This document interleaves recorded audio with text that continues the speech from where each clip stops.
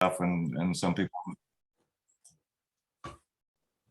I don't care to predict a value of a metric that I'm working on, but I've no idea what we'll be able, how far we'll be able to move it, but feeling dedicated to achieving improvement definitively doesn't mean that I can know where we'll get.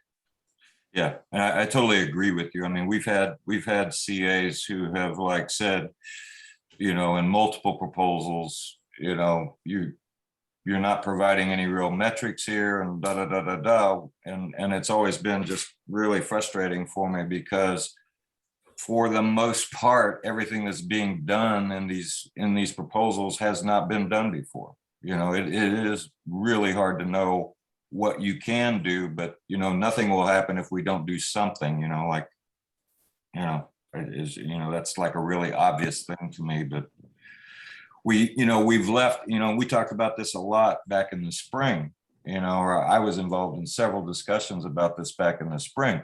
Why do we force assessors to use the metrics, you know, in such a literal way, when everything that we're doing is brand new, you know, but you know, I haven't seen that the language has changed much in the guidelines for the CAs.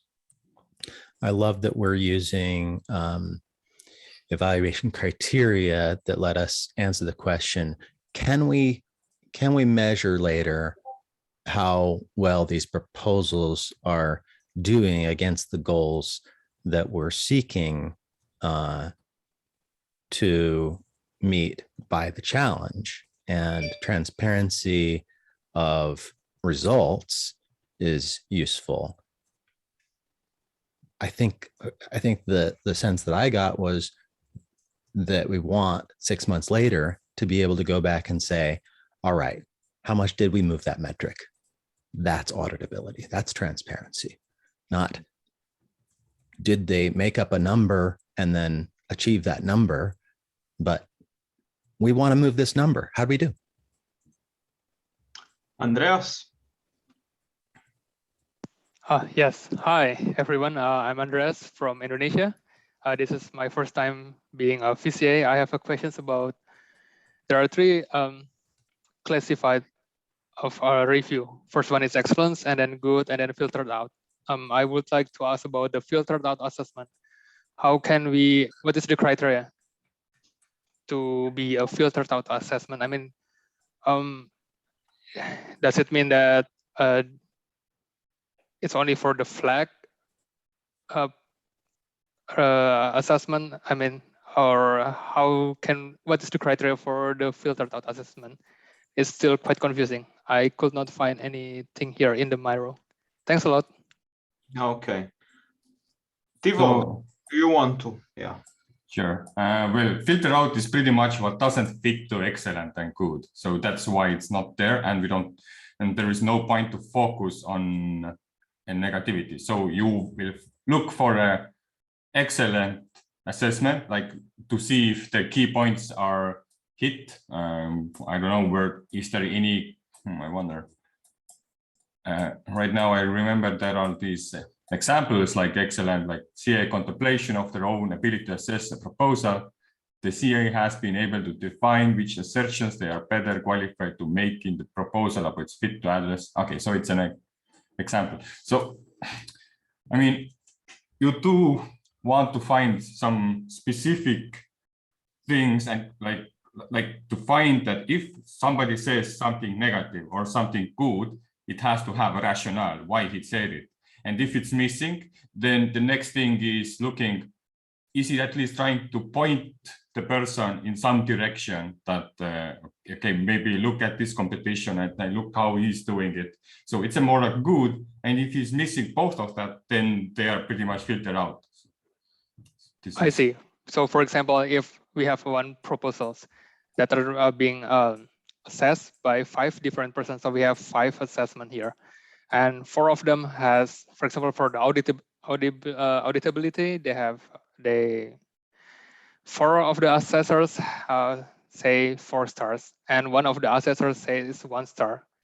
So that means I could filter the 1 star in this case, No, the assessment.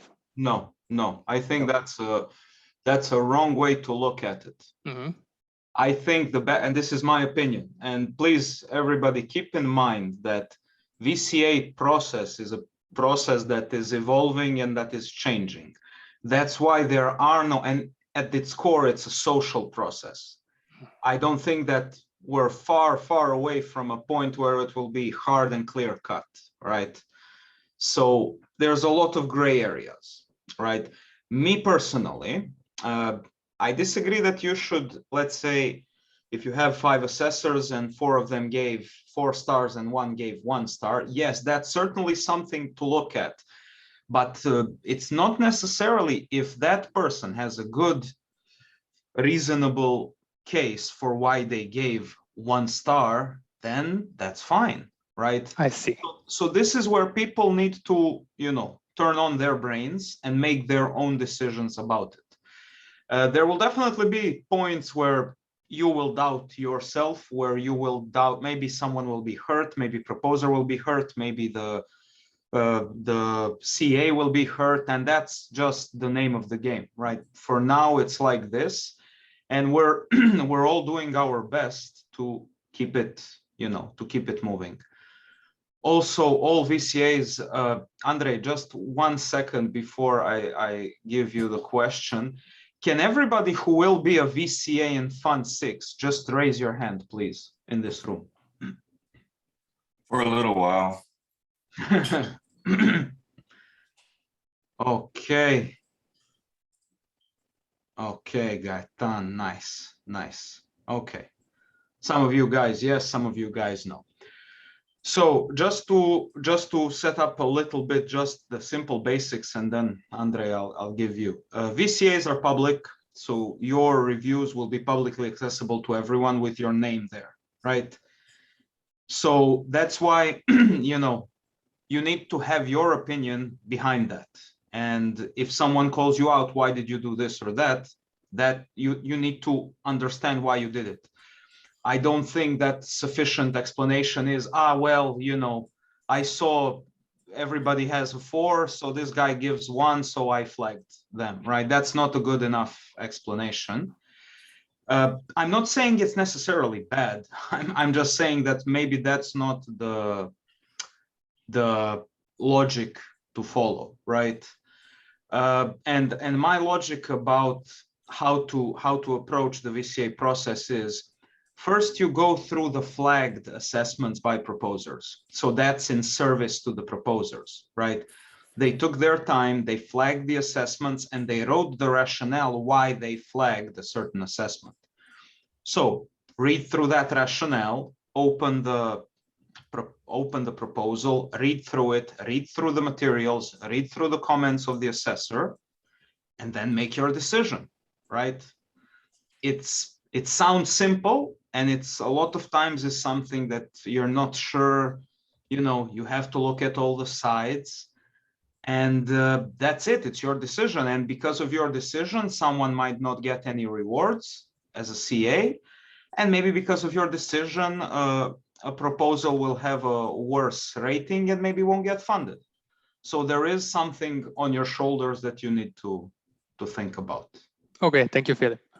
Andre, please go ahead. I'm sorry to keep you waiting. Hi, no problem. I am not a VCA, but I wanted to raise a point here. When you have 4 proposals which gave 4 star or 5 star, whatever, and then you have 1 which gave 1 star, we have a lot of communities who made proposals. And if these communities target their proposal and go ahead and post assessments there, and they are biased because they are part of the community, then that 1 star proposal is much more important, that is read carefully and maybe even filter out the other 4 proposals. So it's the reverse of what. So that is important, because right now there is no auditability and the tracking, linking of accounts with communities and all that. So it's more important to give importance to that 1 star, even more than the others maybe. Exactly. That's the kind of thinking that we as VCAs, you know, we're kind of inspectors, and you can go as far down the rabbit hole as you know think is necessary. You have the assessor's IDs. So let's say a red flag is if the assessor just assessed one proposal and they gave 5 stars with, like, you know, dubious rationale. That's something that can kind of trigger you that maybe there is someone as an insider gave some kind of a good review just to boost, or someone that just made one assessment but very poor. Maybe that's an attack from someone else, right?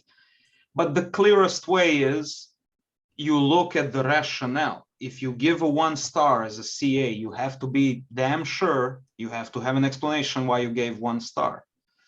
Again, you open the proposal. Okay, if the proposal consists of 5 sentences and it's not saying anything, okay, they gave 1 star, not really much to discuss there, right?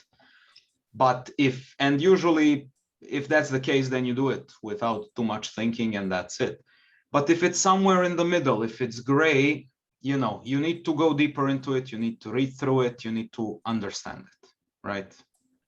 Yeah, I would just add, Andre, you know, like if you've got good to great assessments, and then you've got somebody giving you a 1 star, their negative rationale is usually from a bias that's easy to point out. Sure. And you can, you know, you can challenge that assessment, and you should, right? Because they're bringing down your score. Yes, certainly. Just a Navid? couple of, yeah, just a couple of points to add. I think what we also need to remember as VCAs, we know from the previous funds, the 5-star assessments, or the higher rated assessments, are most likely to get funded. So slightly disagree with the point that was made earlier around 1 stars are more important than 5 stars. The 5 stars are most likely the ones that are going to get funded, so they do need our focus. I think the point about 1 star was just if you have an assessment that's radically different, that points to at least something. Either that 1 star is, you know, wrong or an attack, or maybe those other 4 or 5 stars are just insiders giving themselves the better grades. Yeah, agreed. So every assessment's important. Yeah, absolutely. I think is a key. In the previous fund, one of the initial filters we used was a very crude metric on just looking at number of characters, number of words in an assessment. It doesn't necessarily show us the quality, but just having a look at the current assessment. So you're to Andreas' question earlier, you'll know when you see a bad one. You know, it's like when my son comes home from school and says, "How's school?" "It was good." "What do you do?" "It was good." And that's all you're getting, right? 3 times you're getting good, or is BS.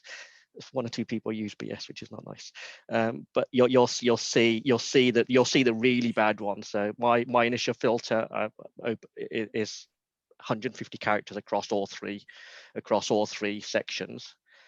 That gives me a good feeling of where there may be some good ones in there. Every assessment then needs a further look, but it kind of gives me an idea of where my boundary lies between, all right, here's my initial look at stuff that's potentially going to get filtered out, and then the rest of the however many thousands are left then need to go. I then go proposal by proposal.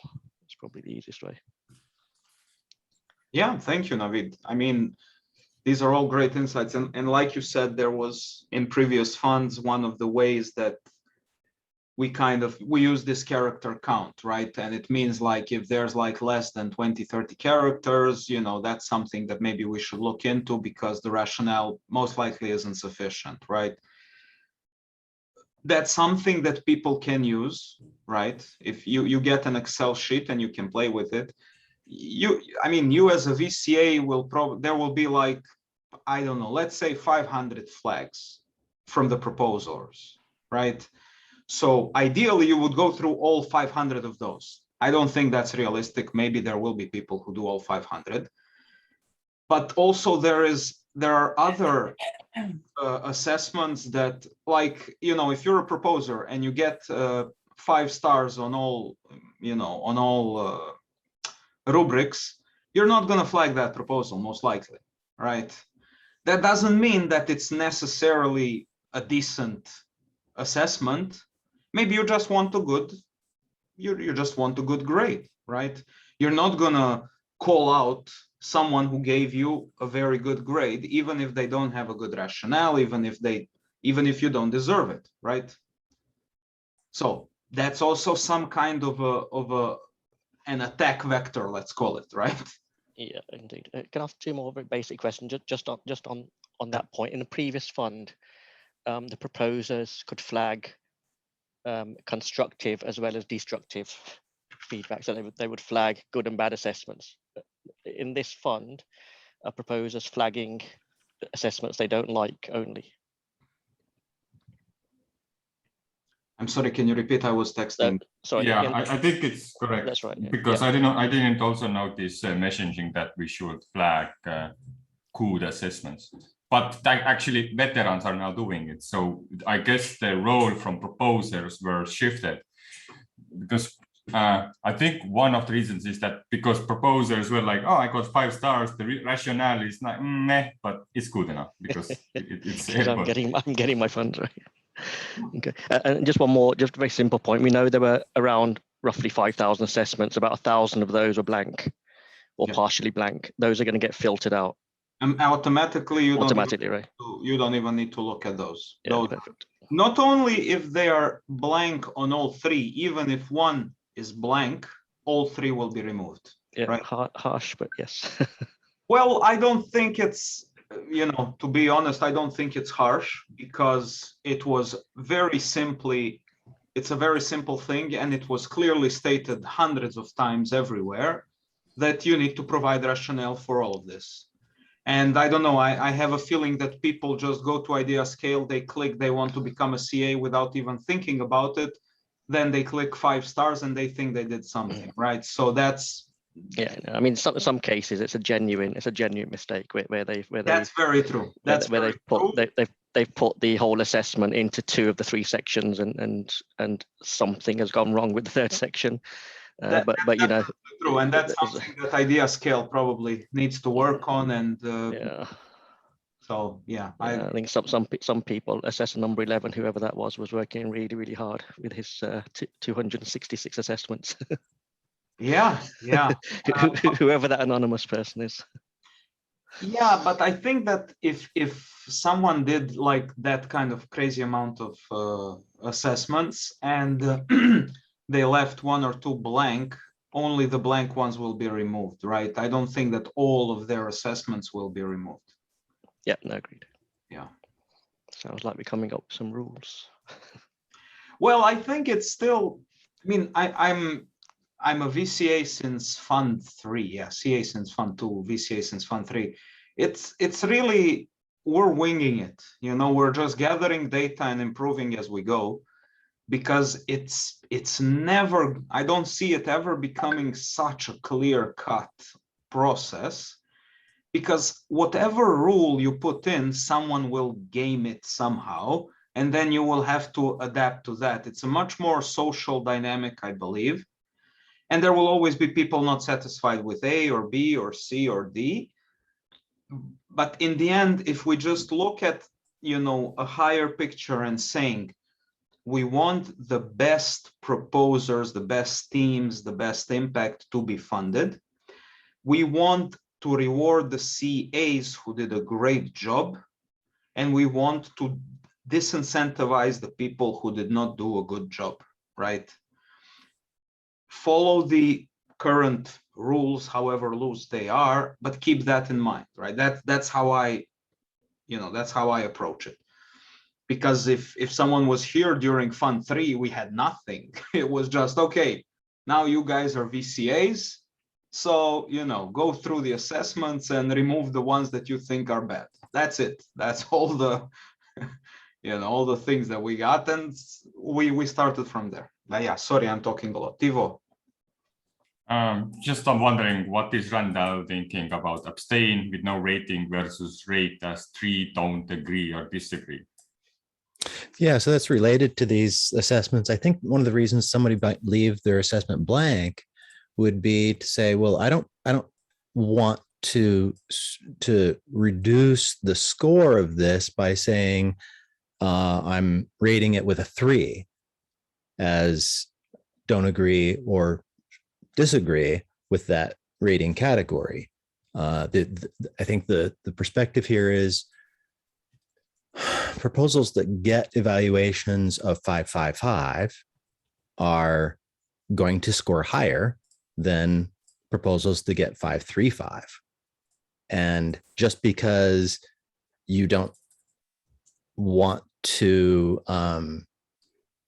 make an assessment in that category doesn't mean you want your other, not like in those 2 questions, doesn't mean you want your other 2 evaluations to be removed. So I think there might be a factor here that IdeaScale isn't really able to include, or maybe the process isn't including yet. Does that make sense?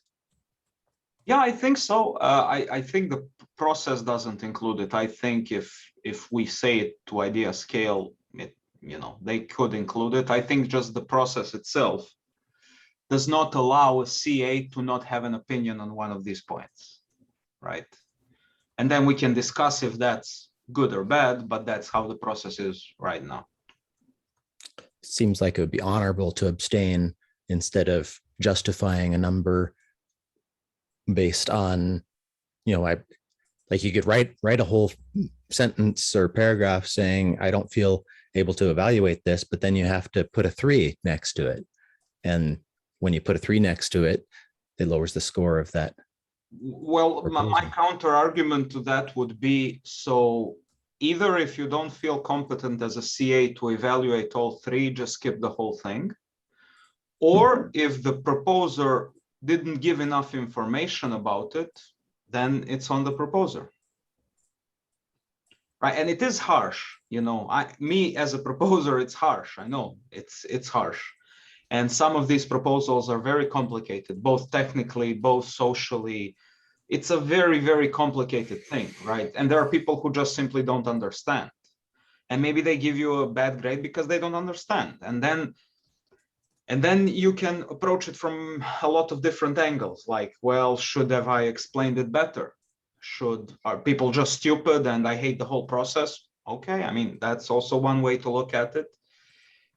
So it's difficult, and there will always be, unfortunately, I mean, it's a competitive environment. There will always be people who get the money and people who don't get the money. So yeah, it's hard. Navid, is your hand still up from earlier, or you want to? Okay.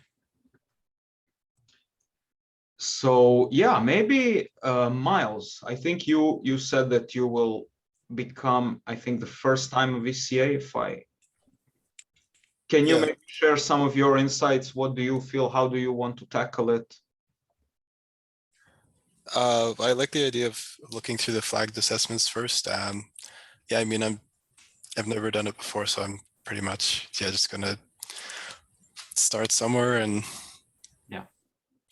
just follow the guidelines and hope for the best, do my best. Great. Bruno.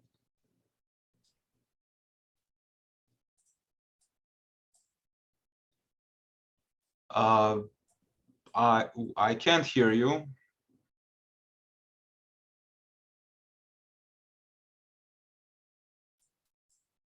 No. Does anybody else hear Bruno? No. No. Hello? Yeah. Hello. Oh, there we go. Sorry. I'm just a VCA for the first time, and I was just wondering if one of you guys could go over like a high-level overview of the process, like how deep into like a proposal do we have to look into? Are we just looking at the reviews, or do we have to actually see how they pertain to the proposal and stuff like that? Like how much work do you put in for each proposal? Ivo, go ahead. I think to answer these questions, we perhaps could do a roundtable, take one assessment from Fund 5 and just start snipping away at it and then compass it with like few points of, okay, if I save this, would this be enough? Because last week we did assessment on a proposal where we gave a lot of information, even though if you would have said 3 out of that 10 things, it would have been excellent and you would have get your maximum amount of money. So it's similar to the veteran advisors. I think you don't have to spend 1 hour to look at every single aspect of that assessment and just give 1 pointer or 2 points out of that. What do you felt and why do you give it a good, excellent or good? And I think it's enough. However, we could elaborate through more options. Scott? I wasn't in the breakout for like the first 5 minutes. Did you go over the requirements for VCA or? No, Or no? no, we didn't. I did share a link. Let me try. Yeah, this is the VCA school that the Catalyst School held a couple of days ago. Basically, the requirement to be a VCA is if you already been a CA in one of the previous funds and you didn't get flagged. That's the short of it. But in this video, Victor goes through all the details if you're interested. And on Bruno's, Okay. All right, appreciate it. Thank you. and on Bruno's question, while Tivo is getting ready for our review, Bruno, in a in a perfect world, you would spend, I don't know, an hour per review, right? You would go through the proposal, you would go through the comments, you would go through the assessor assessments on other proposals, you would read the comments, you would go through the links, you would do everything, and then when you finally have a full understanding and a clear decision, you would make your judgment. That's ideally the case, and the VCA process is still, you need to be rational. You need to say, okay, I don't have the time, I don't have that much time to put in, and I'm not incentivized enough to put in 100 hours of work or 200, or maybe you are, that's like your decision, right? And if I focus on one, maybe I will neglect 1,000 others. So, that's the decisions like that. But I always look at it, if I'm not sure, if I cannot justify it, I will just skip it, because I don't want to carry the responsibility if I don't understand something completely to make a review. So I'll just do something else. And if I really want to learn something more about it, I'll just go through it, put my time into it, and then make a decision. Because all of this, like I said, will be publicly shared in the Telegram group, and everybody will be able to see your reviews of the assessments. So the assessor will be able to contact you, the proposer will be able to contact you, everyone from the community, like it's transparent. You will need to have a reason why you did what you did.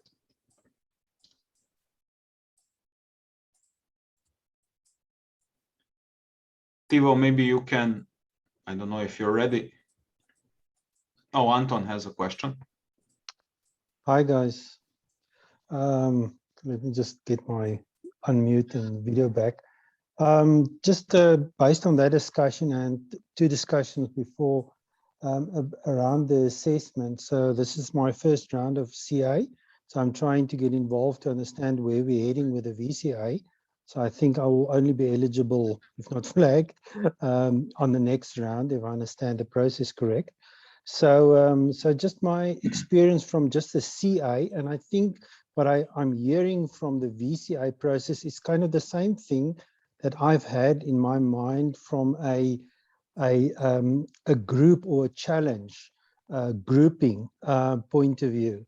So typically in other reviews I've usually done, when I decide on doing X or the full amount of reviews, then I'm kind of going through kind of a distribution curve in terms of normalizing everything that I've done.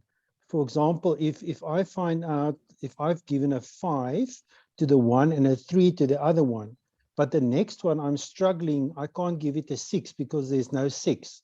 Then I have to adjust the other 2 so that my normalization fits my overview of what I believe is a fair splitting up of and awarding or giving my input into to motivate a specific proposal to go in. And what I found in idea scale maybe specifically is I can't go back and really review and compare. And I think that also might be a idea scale thing, or maybe I'm just missing some functionality that exists. But that's a challenge I had to go through, and I had to go through manually back and make notes because I've evaluated over different challenges. So I don't know if, in my mind, that's just more fair. And I think from a VCA perspective, it becomes more important to have that proper distribution or normalization of whatever you remit or you give score. So it's a question, it's a statement, maybe just something for comment.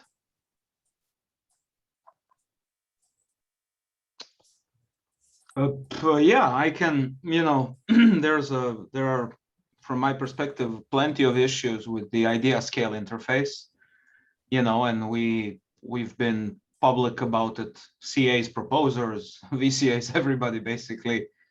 We've been saying to the IOHK team and the idea scale team about these things. It's not perfect by any means, but it's a limitation of what we have right now. That's why, like you said, Anton, I also track whatever assessment I made. I save it in an Excel file, so I have the link as a CA, I'm saying, and then I go back to the assessment to check if I made the rationale for all 3 points. And maybe, when you go through a challenge, maybe your opinion changes. Maybe you say, okay, I've been harsh there. I've been too lenient there, right? So I come back, I try to do it, try to be maximally fair to everyone. And this is also true for the VCA, I believe. So your comment around the CA is the same for what you're heading with the VCA. Is that correct? No, because for VCA process, it's not in any way connected to idea scale. We're now using a VCA tool, and before that we were just using a huge Excel sheet that we get from okay. Yeah. Okay, thanks. I'm not sure how other VCAs will go about it, but so my process, once I filtered out all the rubbish, the obvious rubbish assessments, then to go proposal by proposal. So a proposal may have 10, 15, 20 assessments. If 50% of them are saying this is a brilliant plan, the other 50% are saying this is a rubbish plan, and they've all justified their comments. And that drives me to looking into proposal a bit more to work out actually what the hell's going on here. Navid is probably like a CIA agent or Mossad or something like that. Too many years assessing things. Yeah, there are reasonable differences in perspective about what should be funded or not. There are reasonable differences of opinion about where the community should put its money, and that's cool. I mean, like I'm much more into developing out areas where there's hardly any Cardano community. For me, that's important. Other people that are more technically oriented, they want to put money into tech. NFT people want to put money into NFTs, and that's cool. And sometimes you just have to let it go, on that level. Yeah, I agree. But the way we've got the assessment set up at the moment, 2 of the 3 sections are quite what you might call technical or nerdy: project plans, budgets, milestones, KPIs, targets, budgets, blah, and the idea, the big picture, i.e., let's get this thing moving forward, is essentially your first box. Yeah, and So you know, it's weighted towards really project managers doing a good job. So. well, that's what I've really tried to emphasize in conversations and with my own actions in the community. It's just like that's what the community challenge proposals are about. Like we can set up the categories for funding so that tech people don't come to community development challenge categories. It's not about tech, it's about building community. And I think that we can make the challenges obvious, right? And that makes it easier on the assessors, because some of the categories, are kind of fuzzy, or people look at them fuzzily. They think that their community proposals should be in dev ecosystem, and that's a hard interpretation for me, but I know where they're coming from sometimes. Naveed, I thought it was a good point about looking at the universe of assessments for one proposal. And I'll just add one thing to it, which is, what are the outliers in that universe? And like looking at why they are outliers. Is it a good reason? Maybe those outliers should have more weight, or maybe it's a bad reason and they should have less weight, maybe even disqualified. I don't know. That's up to VCAs. It makes perfect sense.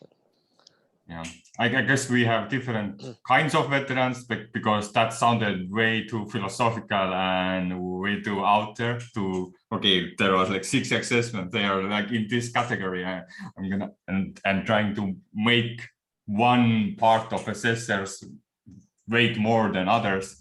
I think that's more like a tokenomics part, but I don't want to get into right now. We're still working on Excel. I don't know, Philip, what you're saying about some tools. I just got an Excel. I'll just clarify. Take one proposal. It has 5 assessments. One is an outlier. Is that outlier signal, or is that outlier noise? Simple. Okay. Yeah. And I like, Tivo, that you mentioned that there are different types of people working as veteran community advisors and as community advisors, right? And that we can look at that and say, well, he is stupid because he's not thinking like I'm thinking. Or we can say that this is the beauty of the thing, right?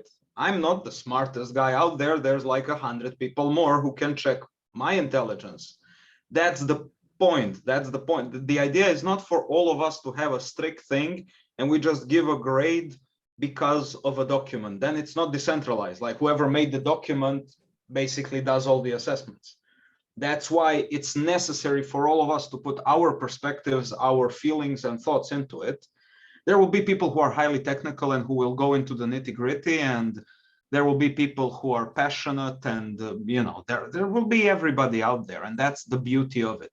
Of course, it has to be guided somehow, but that's the beauty of decentralized everything, right? And yes, will someone get upset at some point? Yes, for sure. Proposers will be upset when they don't get funded. CAs will be upset when their reviews are flagged sometimes. It's just a fact of life. And there are plenty of people who went into Catalyst in one fund, they didn't get funded and they never returned and are probably upset at it right now. And there are people who didn't get funded, came back the next fund and they did get funded. And there's a lot of different cases, right?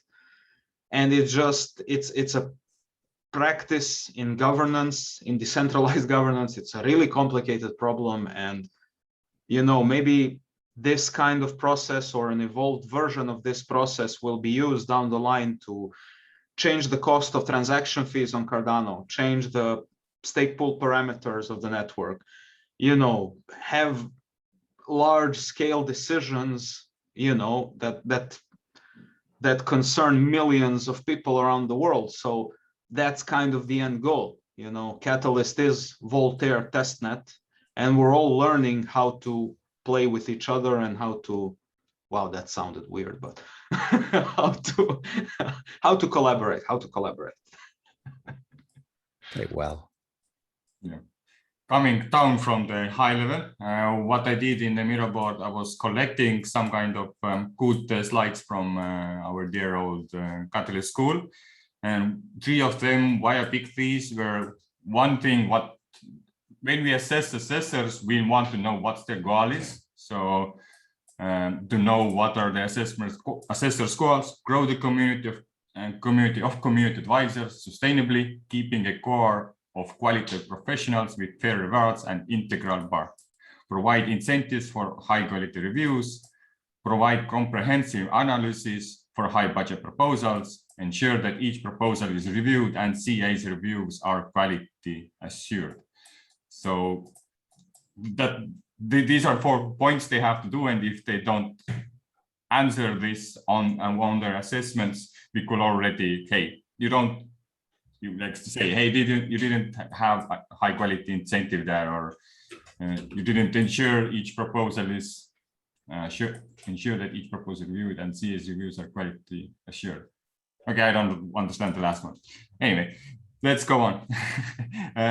And another thing, what we want to know is what are the incentives? So when they are focusing on money, and maybe to see where they could start playing the like money game, they might start copy pasting some specific excellent things. So when you know where they could break the game in a sense, then you can counteract them. And finally is a guide for community advisors is this. And when we read their assessment, we will, there one good goal is to find if they addressed any of these things, like impact in something in impact, visibility, audibility, or if they come up something new, which is also quite a possibility. But sometimes this is also a good cause for giving a rationale for your assessment, because you do also have to say that, hey, I don't like your assessment, I'm gonna filter it out because you didn't say anything in impact, and we want to improve on this community advisor. So we give them, hey, you didn't explain what is the added value to Cardano ecosystem when you said the proposal is good and you gave 5 stars. That's one example. Another thing, when we go into a proposal, I think it's very important to know what is the challenge. So when you pick up specific assessments, so at the start we talked about like, hey, 5 stars and 1 stars. Yeah, this is one point to maybe perhaps see where you could get the most value out of like the most amount of assessments to assess. But I would also look into the Campaign brief if you haven't before, to see these proposals also address the specific challenge, or what these community advisors are assessing, what challenge they are working on, to get like an overview. And yeah, finally, the proposal, I'm going to be honest, I myself, when I do assessments, I don't read entirely the proposal itself. I start usually reading the assessment, and when they say something, I will try to skim and find that information from proposal itself. So let's say the amount of work is limited. The proposal is mostly about maintenance and OPEX. Yeah, so it explains what this proposal is about, but to me it's already like filtered out. Like I'm sorry whoever was that, because it didn't give it just stated an obvious, so I don't have to go even to the proposal to know is it a good assessment, because in my mind it didn't add anything new to the proposal itself. Before, and yeah, so we can go through all of this, and this is the way I kind of work or operate. Like we said before, we are different. Somebody might do it differently, know about the proposal and then start assessing and etc. And if you go through this, maybe I will perhaps start with the assessments, and we just talk about it if it's good enough or not. Yeah, I think it's a great idea, Tivo, and I can already disagree with you. And then Andreas will say, like, for me, filtered out assessments would be just the things that have absolutely no rationale at all. So this first one would be good for me, right? Not filtered out, not excellent, but you know, okay. Of course, I would have to go into the proposal and see, you know, the amount of work. The amount of work is very limited. The proposal is mostly about maintenance and OPEX. Okay, sorry, yeah, I don't understand what OPEX means. And the criticism is not, I don't understand very much about it, so maybe, operation expenses, okay. Yeah, you see, it's necessary to go through the proposal as well to understand the meaning. But my rationale is to filter out only assessments that are just really unthoughtful or, you know, or really overly optimistic or overly pessimistic. That's just my way, you know. And again, that's the beauty of all of it. I think I agree with Tivo. I would filter this out. The first bit of the sentence doesn't make any sense, or maybe I'm just being stupid. The amount of work, like my screen's so tiny, the amount of work is limited. I don't understand what that means. I would just filter this out immediately. Andreas. Yes, so just to make sure or clarify, so if the assessment or the input from the assessors is, how do you say, doesn't give any good feedback for the proposers, for example, for the first one, we could filter it out, right? I mean, it's maybe it's unthoughtful or it's not, yeah, it doesn't say anything about the KPI or the roadmap and so on, about the feasibility and auditability, so we can filter it out. Yeah, I mean, if that's your rationale, then why not? I mean, I would just say that you know, we have to keep in mind the overall quality and overall, you know, amount of people, and you know, basically CA, anyone can become a CA, right? We're not all advisors, most of the advisors are not professionals by any means. So, you know, if we're being overly harsh, it can also lead to flagging and removing a lot of assessments that can also impact the overall quality of the whole fund. Maybe I'm going too far out there, right? And I'm not saying, Andreas, if you want to filter it out, by all means, you know, filter it out. Navid, Tivo, everybody, like, I'm not defending anyone or anything. It just, it's good to have different perspectives for this. Absolutely agree, but it's, in this case, someone's giving a 5-star assessment. Yeah, I agree. You'd expect some sort of praise or rationale or something to tell me that this is a good proposal. Because that's the first section we're only looking at, right? Yes. Yeah. There's nothing in there which justifies a 5-star. Yeah. Bruno. Just my view. Just to clarify, are we filtering out based on categories? So like say like they provided some really good feedback for the first 2 categories, but not for say like feasibility. Do we filter that out? Well, you review per category. You don't review all 3, you review one by one. Okay. No, but my understanding is that the filtering out, the excellent, good, or filtering out is across all 3. So you read all 3 and you decide, is this assessment in its entirety excellent, good, or filtered out? So if they've given if in the impact you think it's excellent, feasibility excellent, but you think the auditability should be filtered out in your mind. So you've got 2 excellent and a filtered out. Then it's your judgment call where you want to go with that. Yes, actually. But you are assessing across the entire piece. So you need to read all 3 and then give one judgment. Yes, actually, I think you're right. I think in previous fund there was a yellow and red card, and it was per category, and this time is for all three. Yeah, you're right, Navid. Yes. Yeah.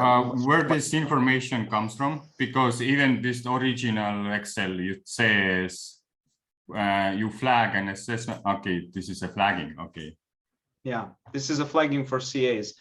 The only rationale for me is that the proposers already received the files to flag them, and you can do flagging per proposal, not per category. But again, I may be wrong here. I'm not 100% sure. So I'm sorry if I say something wrong. Yeah, it's same thing to me, because I was also expecting to assess per assessment, not per assessor. Because the question is it per the whole assessment for all three categories, or is per category? I think it's per assessment. So you give 3 things for one person.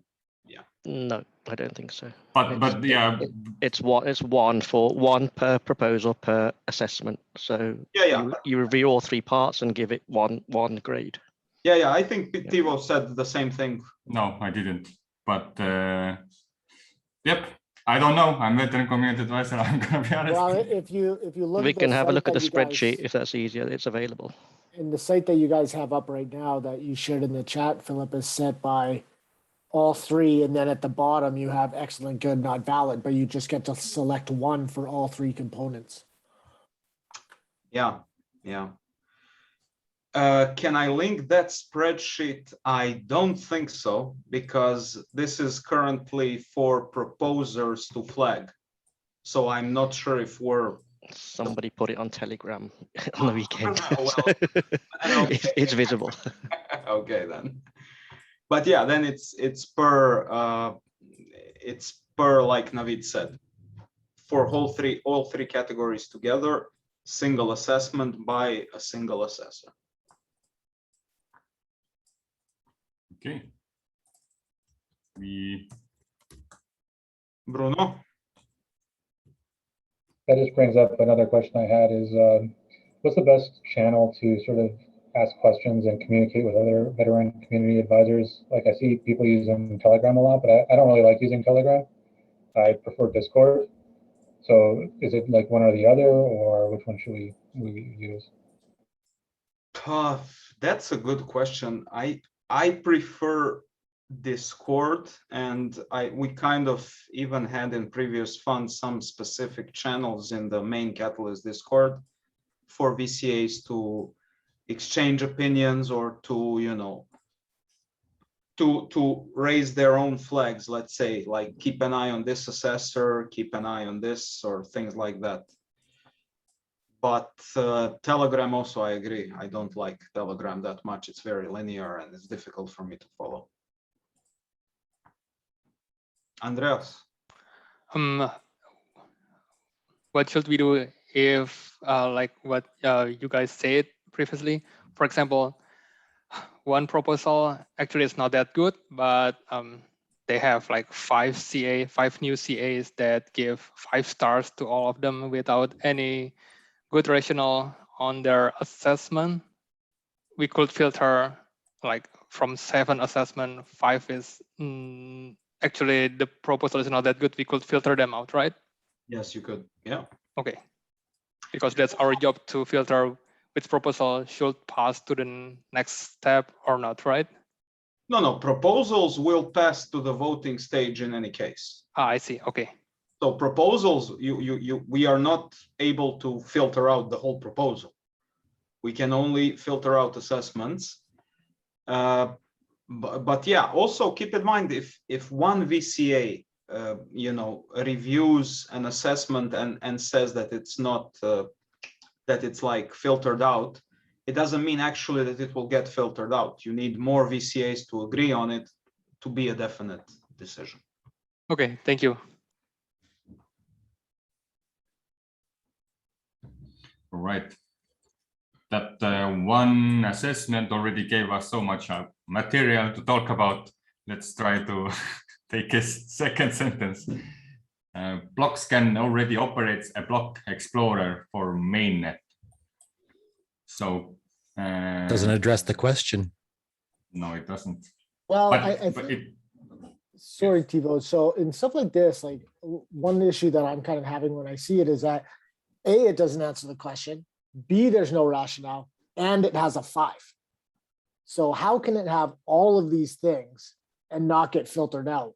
When you look at it, and this is, to me, this doesn't say anything, doesn't provide any input to voters. It skews it by giving it a 5 without the rationale. So to me, this would be an obvious filter out across the whole thing, even though the third one might be a little bit better. So is that bad that I would filter that out? Because I'm trying to come at it with like a commonsensical approach, like, okay, well, there's clear questions. You were a CA, so we know what the expectation is. And it's, you know, mediocre. So Well, is that too mean, or is that what you to think? my understanding, if it says BlockScan already operates a block explorer for the mainnet, maybe they consider the BlockScan as the company that's running the proposal. The question says giving experience and plan. Thibaut, can you please scroll to the right, please? Sorry. Presented, it is highly likely this proposal will be implemented successfully. I think the logic is they're already running an Explorer for the mainnet, so it shouldn't be too difficult for them to run it on the testnet. That's my understanding of it. But maybe I'm wrong, you know. We are running the mainnet version, so yeah, maybe that's the logic of it. But there's also a whole second part of the question, and given the plan, are they able to do it? Exactly. I'm just, so I guess just as this will be my first time being a VCA, so just want to make sure that I'm not filtered, because I'm a jerk, right? So I'll filter anything out that I think it's, you know, not up to snuff. But to me, even this, even if they're saying that, the amount of logic leaps that they're expecting us to make to get to this, even reading it, is like, is as a VCA, is that my job to discern, or is it shouldn't the CA have explained themselves a little better? Well, I would say in this case, what I would do is look at other assessments for this specific, you know, thing, and see, you know, see the overall quality and kind of make a decision on that, right? I don't know. This is one of the cases where it's like, and there will be a lot of those cases, right? There will be a lot of cases where it can go either way, right? Okay, this will definitely not be an excellent, but should I filter it out? Is it good enough? I'm not sure. I don't know, right? So this is something where there won't be a singular, you know, consent. Not everybody will say the same thing, I'm sure. Yeah, so I guess my question, sorry, Randall, I don't need to jump in, is just if when I'm making my determination, so the 3 things that I explained, that it doesn't answer the question, it's a 5, and there's a lot of jumps in it. Like if I filtered it out, and maybe it doesn't get filtered out at the end, is there any ramification for me potentially for being hypercritical as a VCA? No, currently there is no mechanic for you to get, like, you know, not allowed to be VCA, something like that. No, but I mean, I suggest if you want to improve, you download other VCA's sheets, and if you really want, you can compare, you know, opinions and things like that. We can even organize, if that's what, I didn't speak to Victor about it, but maybe as a part of Catalyst School, we can organize a session after when the voting starts, let's say, to see how VCA's, you know, kind of cross-reference the opinions and see where we're at. JP, for what it's worth, I completely agree with your assessment of this assessment. David will like and I think when this reputation system comes up, probably 1 or 2 people who are going to be at the at the top end of they hate everybody. Yeah, and that's also okay, but just like to keep the numbers in mind. If I'm not mistaken, in Fund 5 there was 40 VCAs in total. In Fund 4 there was 30 or 40. In Fund 3 I think there was 15 to 20, right? So just keep that in mind. There's no 1,000 people out there.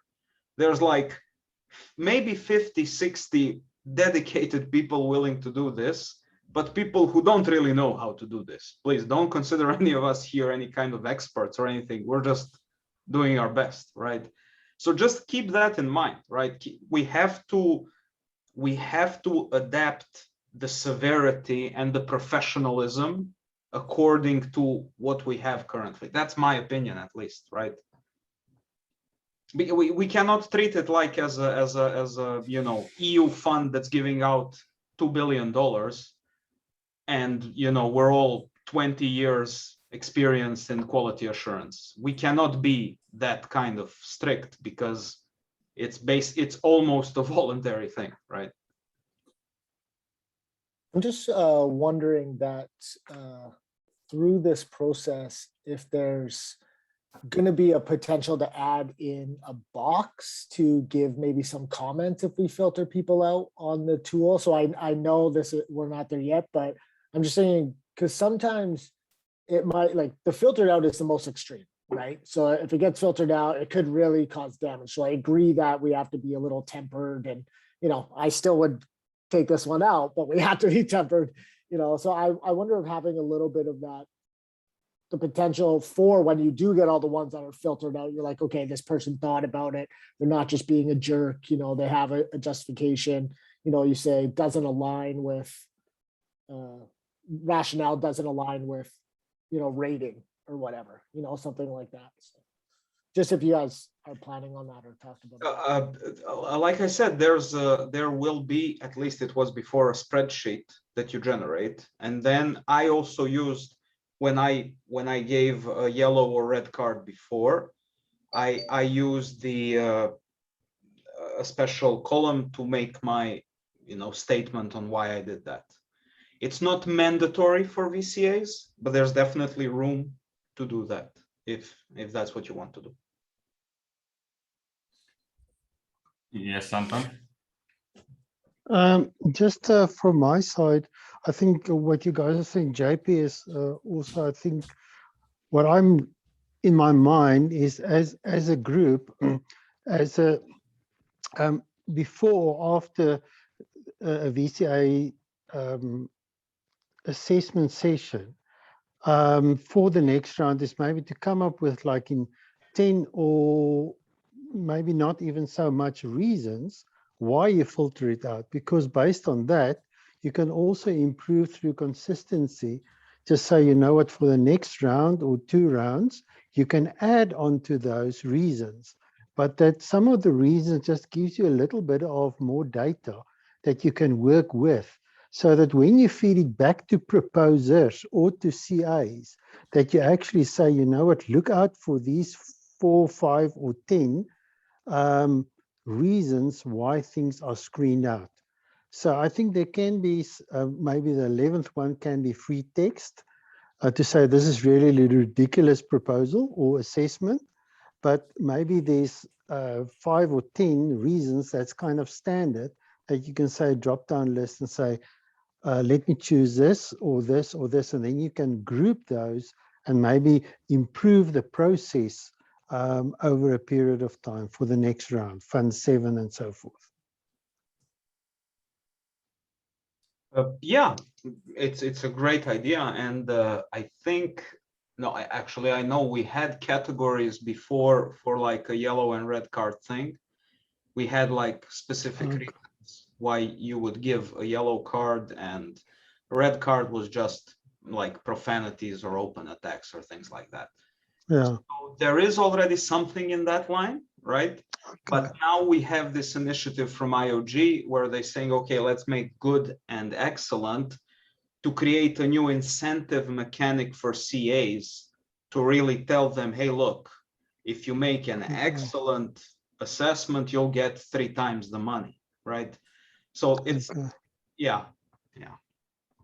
But still, I mean, still, Anton, the logic is basically the same. It's still a great idea. Why wouldn't we have criteria that makes the assessment good, excellent, or filtered out? Like we have something from the IOG document that's kind of loose, but definitely a community initiative that can put kind of those boxes together. That would be very nice. Okay, Great, thanks. I was about to say something on the same line where what Anton just brought up, that that the rationale from veteran community advisor, as if there is a possibility, then I definitely will do that. Although I thought it is mandatory to say, why do I give excellent or good, or why do I filter it out? Or if I filter out, at least say what did he do wrong because he didn't get that, or when he gets good, what he did, what he needs to do to get it excellent. So this is to improve the community advisors themselves, because we don't want to let everybody in. I know we are in a situation, we have only 50 people, you did horrible, but at least you did something. I don't think we want to attract this kind of behavior in this system. At least this is not what I would look for. But talking a bit against Anton is that I would also not put these requirements, what I say or somebody else says, into a spreadsheet or an open place where, hey, don't do this, do this, or this to get excellent. Because I want people to have this, like what we have already, like some kind of measures, hey, try to, along these lines, figure out what you have to do, and then do assessments or do veteran commit. So then people are thinking, and we are like mass moving the thinking, not teaching how to write something or do specifically something. And yeah, this is, so this way I feel we have more ways to learn and like flesh our skills out more on a like a thinking level and the group swarm level instead of like machine-like writing. I think the AI will come and will take care of this eventually anyway, but for now I will keep it simple. Let's hope so. Thanks, Philip. One thing Anton, correct me if I'm wrong, but one thing I was thinking you were mentioning as well is not saying what the criteria for good, excellent, and bad are, like that's, but more of as we filter it out and as we look to improve the system, if it gets filtered out, there's a list of reasons which come from the community why it would get filtered out. And then so like misalignment between the question and answer, no rationale, you know, and you could have a couple options. And then when it's filtered out, it just gives a little bit more transparency as to the reason why it's filtered out instead of just Jonathan didn't like it. Yes, that's actually where I'm heading, where I was heading. So I think your comment and Tivo's comment are both valid. Understand Tivo's angle of you know, a continuous learning that you want to improve and mature, but on which I also agree. But JP, as you said, it's kind of just to to make it a little bit easier to group, and I think that's what you're also saying. So. Yeah, that is what I was initially meant, just to make it a little bit easier, not to make it a machine, but to make it just a bit easier to group your thoughts as you go through these things, as you evaluate them. Great, thanks.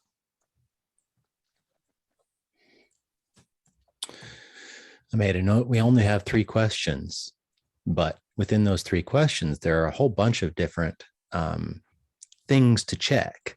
And if we had 3 categories and 20 questions, and we could click 1 to 5 for each question under that assessment category, then these in context comments, like in the first evaluation that we're looking at, would make more sense.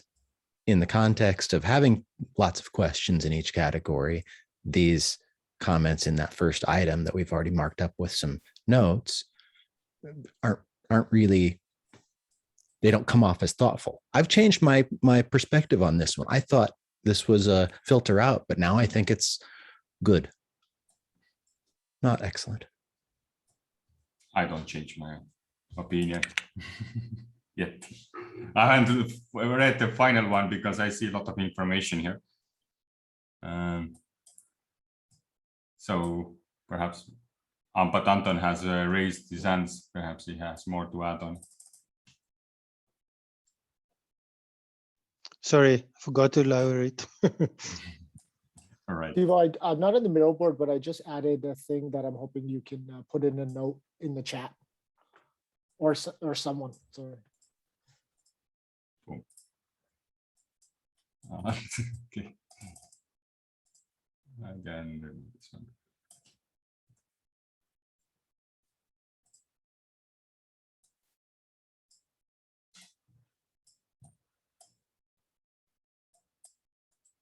Okay. We'll get back to the notes, but first, I'm going to read this thing. There's already a test net block explorer by the Cardano Foundation. However, it is missing features such as Cardano Scan has features to query tokens, policies, stake key map, address, pool bubbles, insights, type, yeah, it doesn't make me move the filter out because it's just, again, saying what the proposal is doing, but it doesn't improve it. Although it is slightly goodish compared to others, like this, because it kind of does that too long to read for the voters. But I mean, come on. But if this is the best one and it still sucks, it's filtered out. So Randall, defend that guy. Please make him happy. Or Navid, he has a hand up. I'm not defending him, but if Randall wants to go ahead, I have a different point. I guess Randall. I mean, I just see that when I look at those 5 stars and the comments, I see the person is thinking about some of the things and making comments that are in context. It feels like a very high bar to have an assessment type all the text about all of the things that they took into account. Okay, so is it excellent? No. Is it good? Good-ish. Is it filtered out? You know, that's a judgment call. I wouldn't filter it out, but it doesn't add much value. So why we do this when it doesn't add any value? What I heard from you was it's hard to assess that proposal. Was that right? Like, it's hard to assess the assessment without seeing the proposal. Yeah, well, you can go into the proposal, but right now, reading these assessments, I don't even feel like I have to go to understand the proposal because it doesn't it doesn't assess the proposal. It just states something about the proposal. It doesn't matter is it right or wrong. Like, this is from my perspective, like what do we expect from here? But previously, the impact, like, does this challenge aligns with the proposal? And it doesn't say that. It just says that the Cardano Scan has features what Cardano Explorer doesn't have. Okay. If a person just read the proposal and then read this assessment, probably these words would make sense, but these words by themselves aren't justifying an assessment. They're just comments. And is that the quality we're looking to get to, or are we always going to assume the VCA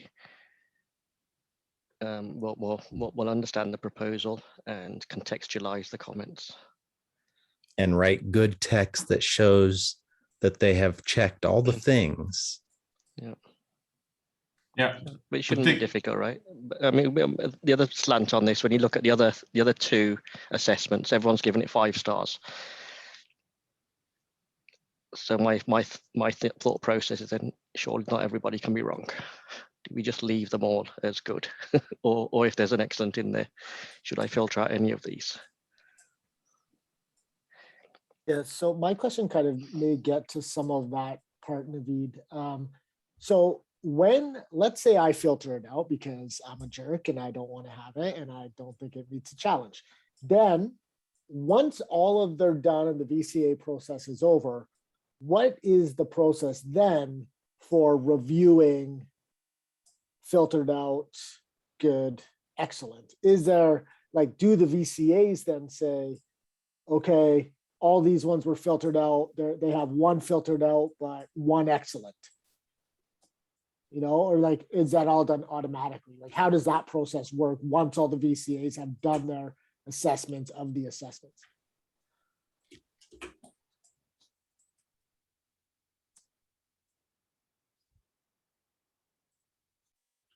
Was that not the right question? I think the answer Does is that not nonetheless make no. sense? It makes absolute sense. I think nobody knows. Okay. I was Yes. a bit all around my mirror board, so I didn't listen fully. Oh, okay, no, so Thibault, maybe you do know. So my question is, so we did all the CAs did their assessments. Were VCAs going in to do the assessments, excellent, good, filtered out? Who then at that point says, this one got one good, two filtered out, so it's filtered out. This one got two excellent, one filtered out, so it's good. You know, like, how does that process break down? And forgive me, I didn't come right at the beginning, so if you went over it, I apologize. Honestly, I don't exactly know this, but I did somewhere, I somehow remember that we had discussion about this, that what you just said, like the threshold matters. So the VCA has to assess that same person several times. And if two people saying filter out, it's filtered out. But if there are like different consensuses, then it's gonna stay. But is that I can an automated process? I don't know if it's automated. It will be done centrally. So post this, I believe that we'll get a consolidated file that we can all review to see which ones have been graded excellent. And I think that the scoring is you need to have 51% plus excellent VCA scores for it to be excellent. And we as VCAs do that, or that's an IOG thing to be? I don't know who does it. Some really clever person in IOG, I presume. Interesting. Yeah, because I just think like that may be, depending on what that process looks like, it could be interesting to have those conversations amongst VCAs for the ones that are contentious. So let's say this one that you're showing, let's say it gets 10 VCAs review the assessments, you know, and so there's 5 and 5, some like it, some hate it. Do they get to have a discussion to give the final score, or is that determined kind of ad hoc by someone else? I think it's gonna be determined ad hoc. And most likely, if there is gonna be like anything in midway, it's gonna pass. And not, I mean, a pass in a sense that they're not gonna remove.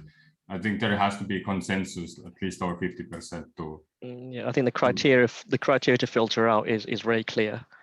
If 50% of VCAs mark it as filtered out, then it gets filtered out.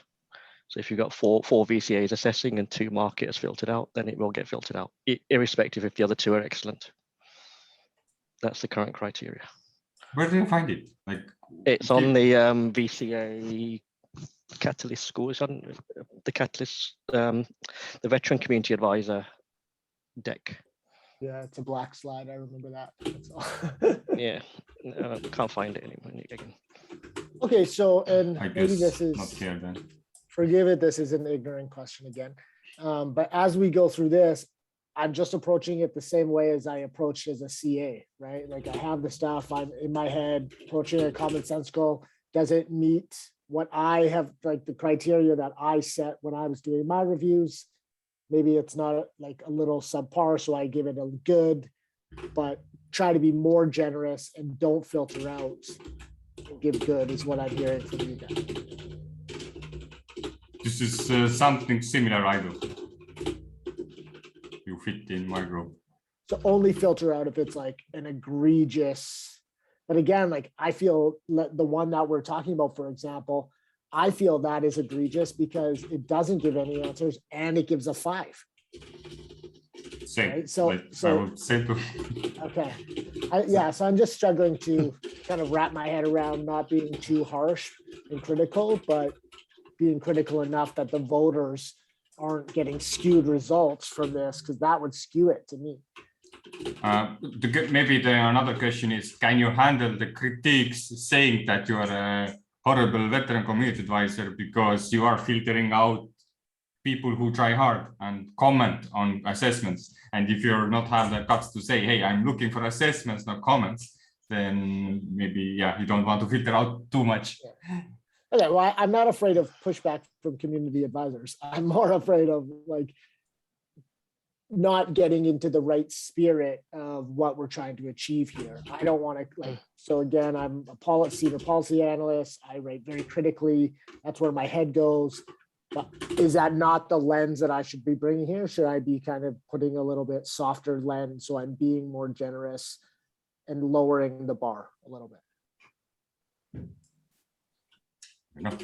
I think this has to come from you, the answer. How far is it this? So no. I think there's a short versus long-term view. So are we trying to improve the quality of assessments, or do we just want to let these ones through because we're just being nice for this voting round? So a few people might suffer this voting round, but in the long term, is that doing us good? Allowing substandard assessments through. Yeah, and so by that, Naveed, you mean like by raising the bar, we're actually doing more for the system than letting in weaker reviews, just like letting a weak proposal and giving it a good review. Correct. Letting a weak review of a proposal could be equally as detrimental. Absolutely. 700 proposals this time, maybe 2,000 next time. We're going to drown dealing with all the rubbish. Tiva, I've added a link to the VCA guide, which has some of these metrics and the quality assessment views on there. There's one point we haven't covered, which is it's new for this round, and there was an assessment criteria about the CA's ability to assess. So it keeps coming up, and we never seem to get a straight answer. So I think a short discussion and then park it and see where we go. But I think that there's a discussion on Wednesday about whether within the assessment the CA should be explicit about their ability to assess, or is it an implied ability to assess? And I don't know what the answer is. Me being quite a simple guy, I read what you write. I don't make stuff up and infer what logical what you're trying to say. If you want to say something, you say in your assessment, and I'll judge you on that. I don't try and make up, try and understand whether you're the best developer in the world because you said blah blah blah blah blah, or you're the best. You've got 20 years of training experience, education experience, or whatever. I don't try to infer that from what you're saying, but I think that's probably a one that will get reviewed after this VCA, after this review process. Yeah, I got a little heated in that conversation on Wednesday, in the sense of I don't feel I need to put my background and my CV in my assessments to say why I'm able to assess something. I think that if I'm doing a quality assessment that engages with the material and gives a critique that's hopefully useful, that should be the bar that we're looking at for CAs. It shouldn't be years of experience, like maybe someone who's only been around for a little bit, but they have a really good eye on something. Maybe it's their first project, but they're cutting edge. Why would their background or their CV as a CA limit their ability to have a perspective on what's being proposed? It feels like an appeal to authority, which is a classic fallacy in arguments. Yeah. Maybe want to note to put back on the guidance, because the guidance is pretty black and white at the moment, and I think it confused quite a few of us.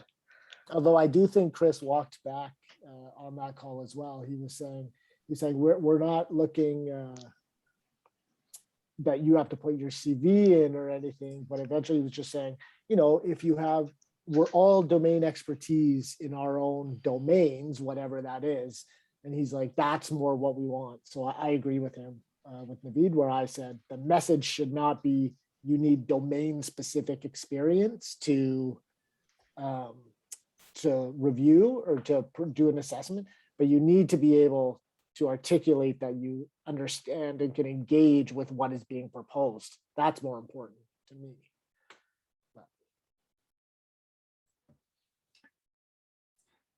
Before we scramble or something, I see Randall has put an excellent to some of the answers. So I just want to go through this and see what made it excellent.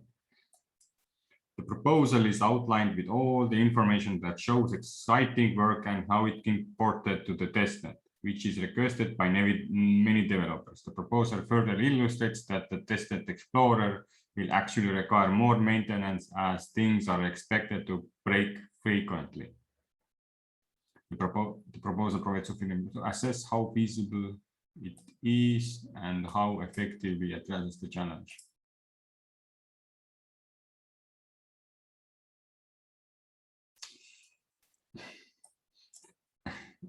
Got tight. So to me, I would give this a good. Same. Because to me, okay, so it's not excellent, clearly not excellent, but it says it has everything that that shows existing work and can be ported. So it talks about that to me, that shows some feasibility.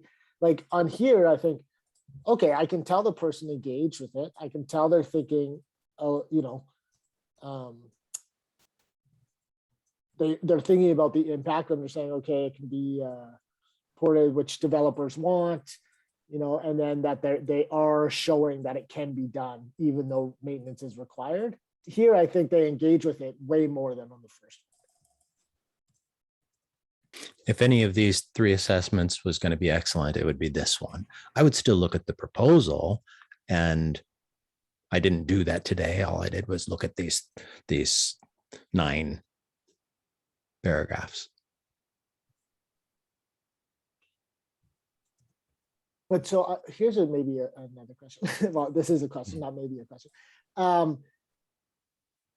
If I'm doing it, can there be no excellent, or do I have to pick an excellent on it? What? No. I like it's just on each on the assessment as I see. Like, let's say there's a proposal gets 5 good, they're all good, but there's no excellence. That's still possible. Right? Yeah. Or one gets moved to excellent. Yeah. No, nothing gets moved to excellent. Okay. The way it was rewarded, it just, if it starts getting excellent, it just, the assessors get more rewards or something. I don't know where it was written. Yeah, no, it was up there. Yeah, you're right. During this lotto picture down there, it was really confusing. Each proposal rewards budget fits 2 excellent and good assessments. If there are more than 2 excellent or good, lottery system is used. So it depends on the rewarding system. So depending on the amount of excellent and goods so if it's a good, then pretty much community advisors will get the lottery one, and if there are excellents, then excellent assessors will get the majority of the rewards. Yeah, here's a question. Yeah, sorry. Oh, Scott's question was good, and he said, "I'm all about being critical, but overly critical will end up driving away CAs." I think that's a good point, and that was kind of my question earlier. Is that I think there's a value in being critical, but I don't want to scare anybody off in my reviews. It's just more of, is it good to have more CAs? But is it good to have more CAs? Yeah, who do, you know, kind of half-ass proposals, or less CAs that do really good reviews? Yeah, I would prefer less, because then you need see actual results. Right now we see 5,000 assessments, very nice, and then you look at 2,000 are blanks, and then just 2 weeks hard work from veterans, we find out, okay, only 1,000 are excellent, and maybe we find out that 400 proposals actually don't have any assessments at all, because all are filtered out, and that's much more crazy data to work with compared to, okay, we have 1,000 assessments, but I know these people are at least trying to do at least good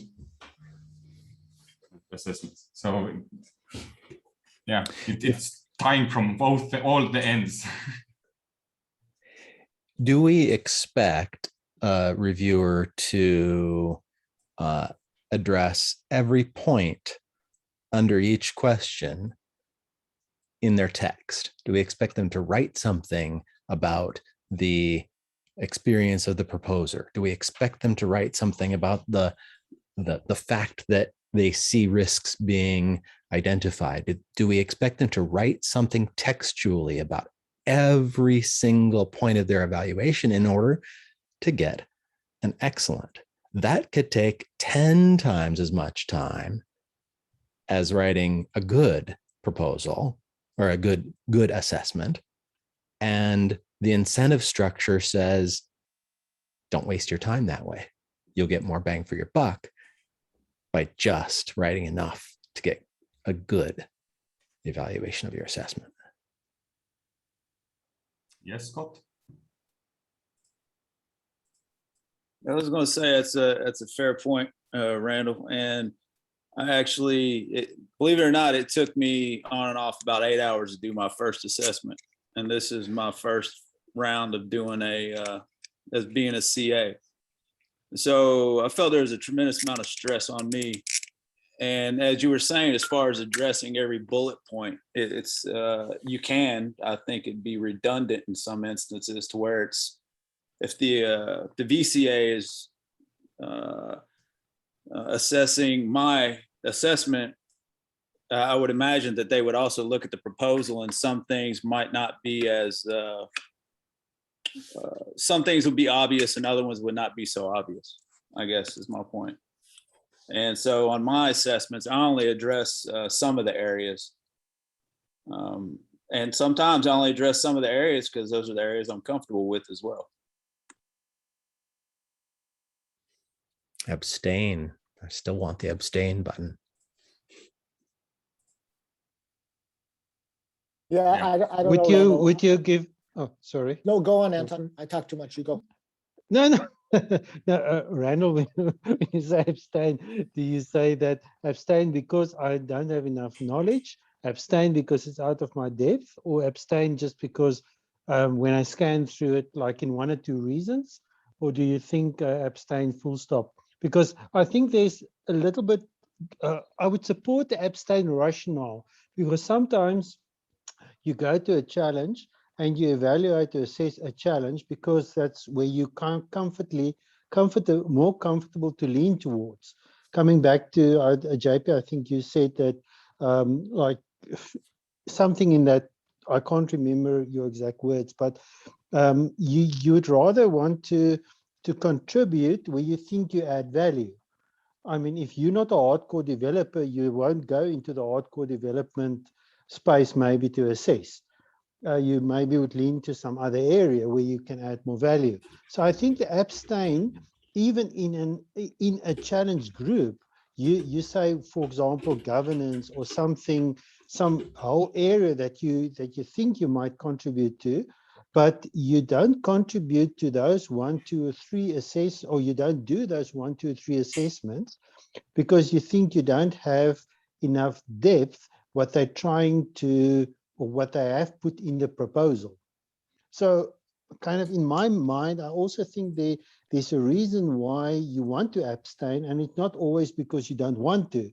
It's abstain because maybe you're not comfortable in that specific proposal, even if the whole challenge, you are comfortable in that domain or category.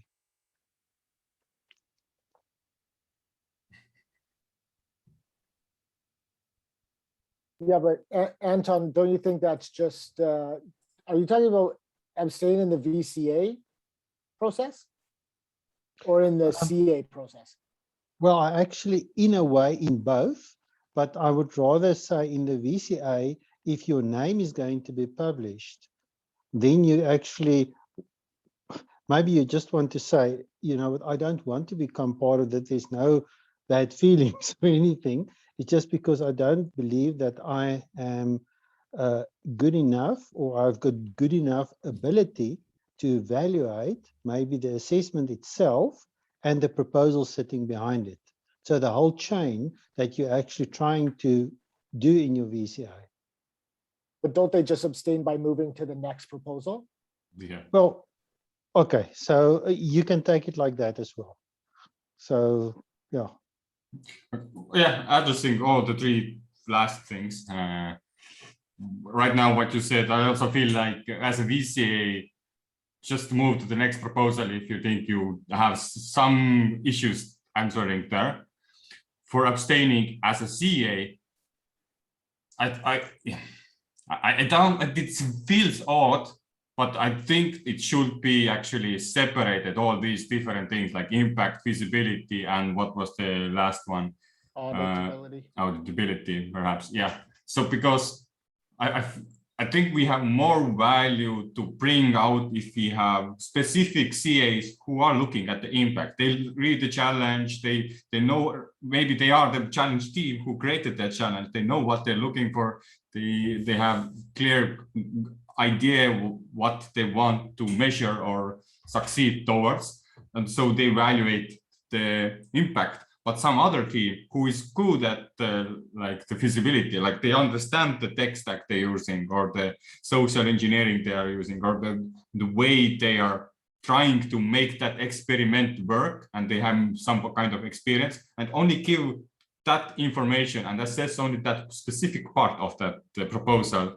And the last guy, spies audibility, who just perhaps look through, hey, did they go through the CA guides? Did they answer this and this question? Yes, no, pretty much like fact checking, and perhaps going through links and seeing if the persons are real, doing like a little spy work behind the scenes.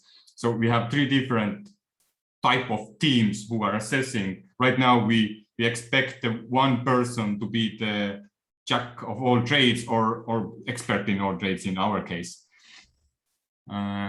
And that's just an abstaining part where I think it might be a small movement towards that. If you can start abstaining, then we actually show that, hey, I am more ready to address this specific challenges and abstain from all the things I'm not that expert about.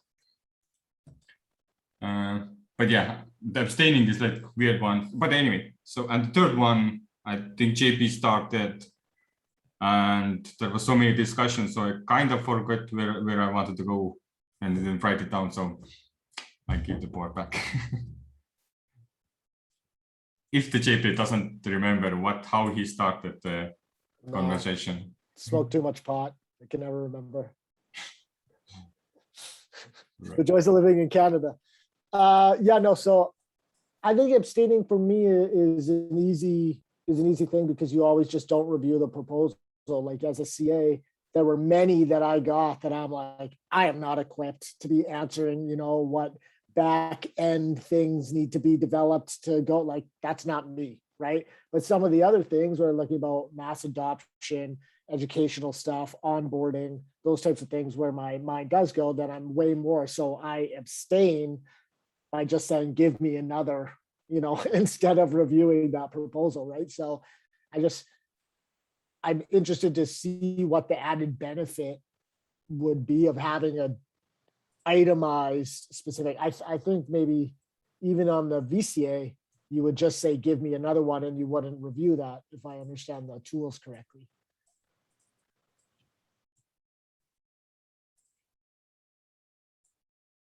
Well, I think at this moment, the volume is there.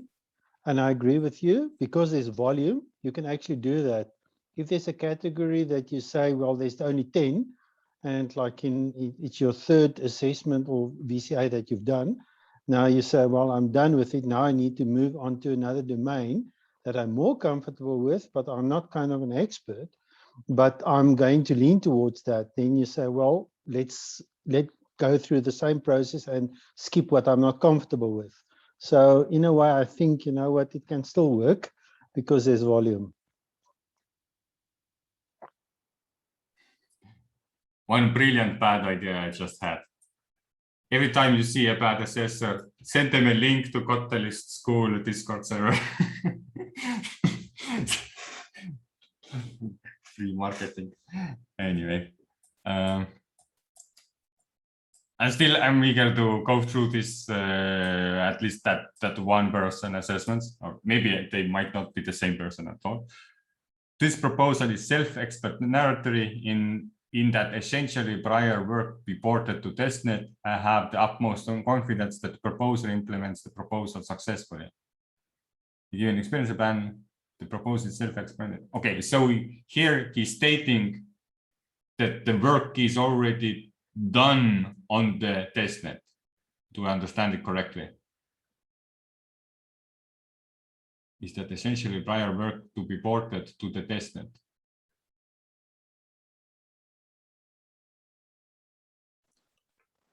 Like, Yeah, so I think that's fair, because if you looked and then you read the proposal and you're like, okay, yep, it's self-explanatory. No, it's not. To me, I guess the question then becomes, is this the VCA saying that for the proposer, or is the CA saying that for the proposer, or is the CA saying that for voters? Because if it's for voters, to say it's self-explanatory means that I have to go and read the proposal, which one of the things voters want to do is just look at the, the results. I'm sure a lot of people want, they trust this process. They trust that it's being done fairly, which we're all trying to do, that's why we're here to achieve that. I just wonder if these types of responses, maybe we need to focus on the CA level. It has to be, what are you telling voters? But anyway. Yeah, This for me, sentence makes me have to go back to the proposal to actually read it and check whether this thought is like actually thoughtful. Yeah. And you like that or don't like that, Randall? Well, depends how big the proposal is. Okay, yeah, but therein lies the problem, right?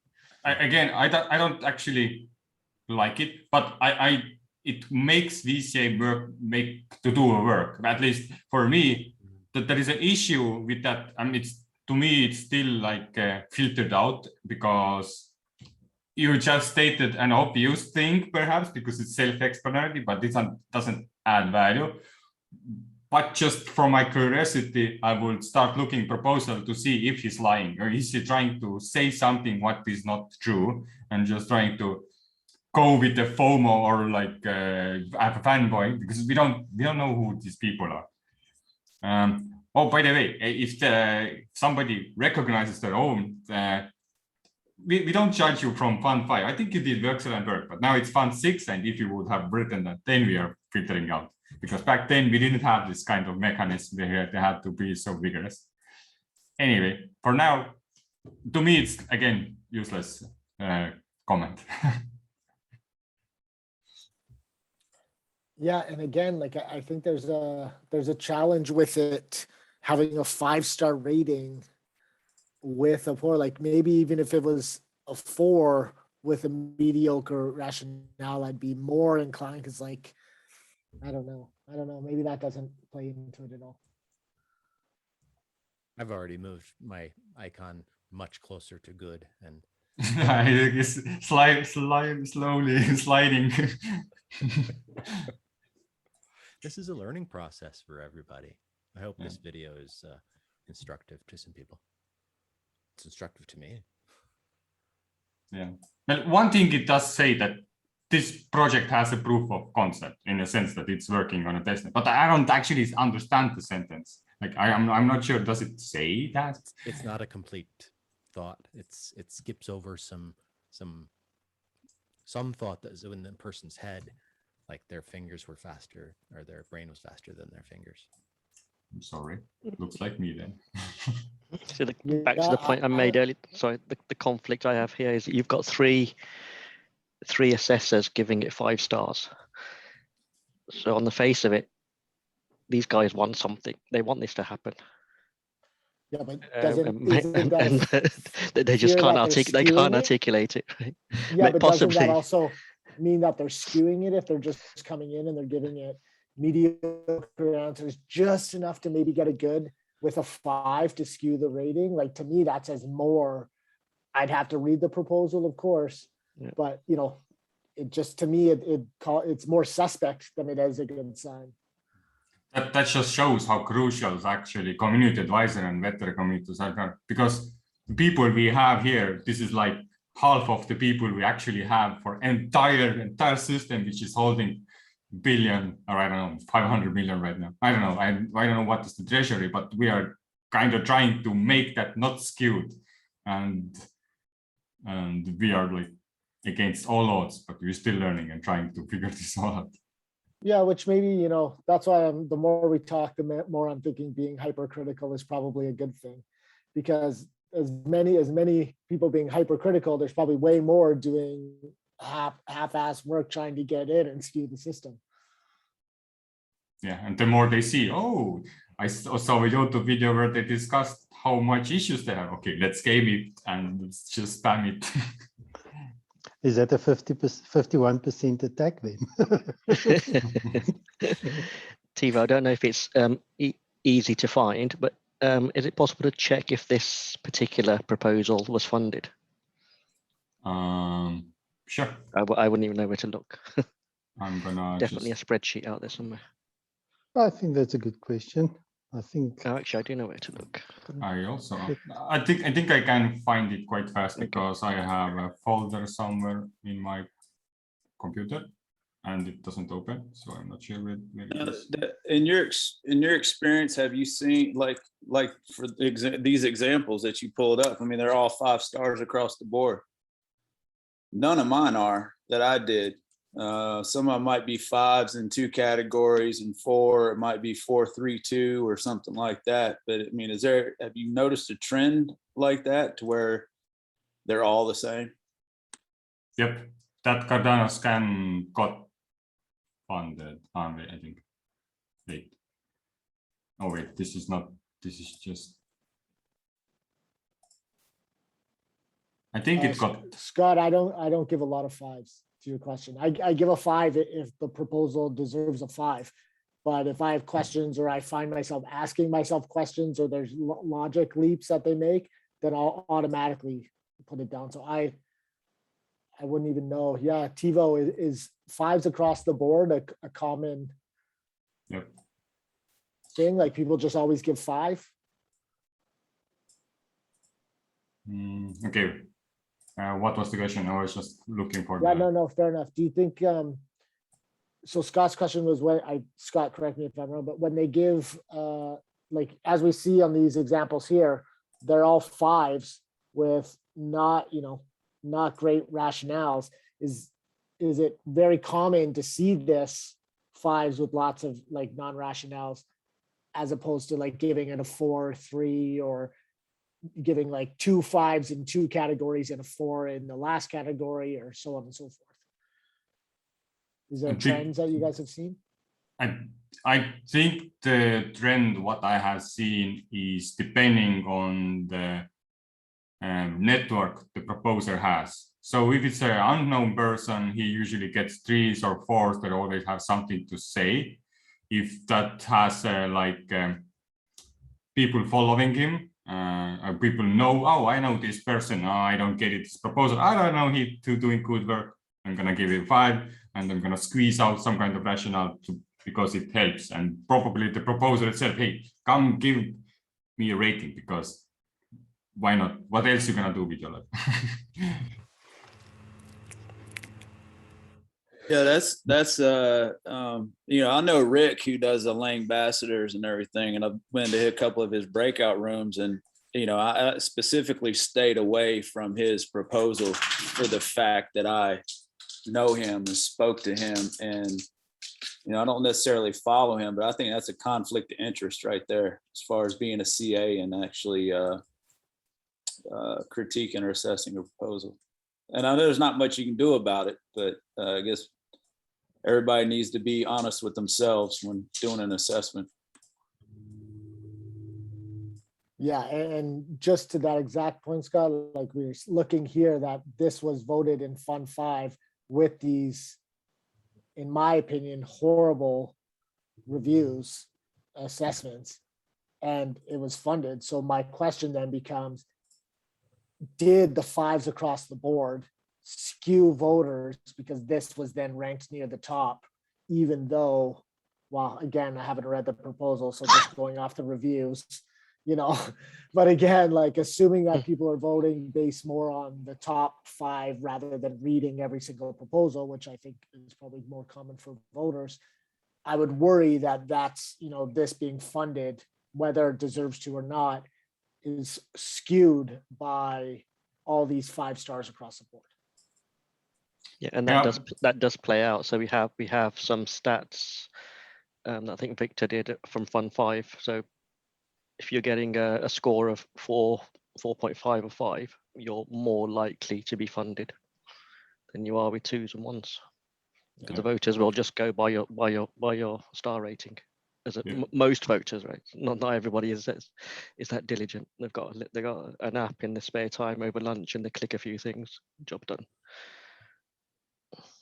Yeah. Just to address, this proposal itself got 7 reviews, maybe slightly more, but they also have an ability to flag the assessments, and maybe they got rid of few 3s and 1s to get the almost perfect score. Nope, a perfect score. So it is 100, like they are going to be the top thing from the Catalyst application. I'm not sure how well they have improved the filtering mechanism by now, but previously you always saw the highest reward on the top, and then you change some settings to more like you. And as soon as you went into proposal and back, all the filters were defaulted. So the application was quite horrible in that sense. I guess the challenge is based on this focus group.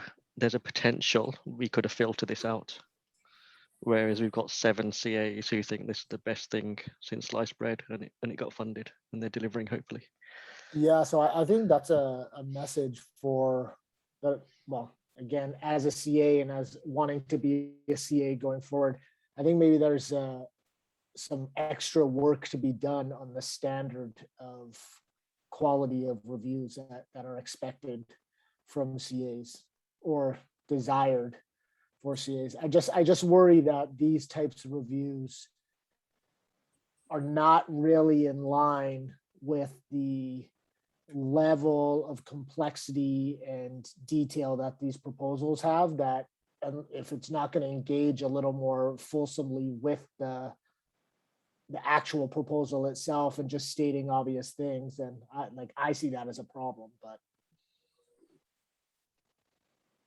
that's it. I almost wonder if Just a a critique. VCA shouldn't have actually reviewed the proposal and like made assessments of their own. Maybe not written out the whole thing, but like, this is the numbers I would put on it, so that then when they read the review text and see the number of stars given, they can have more context.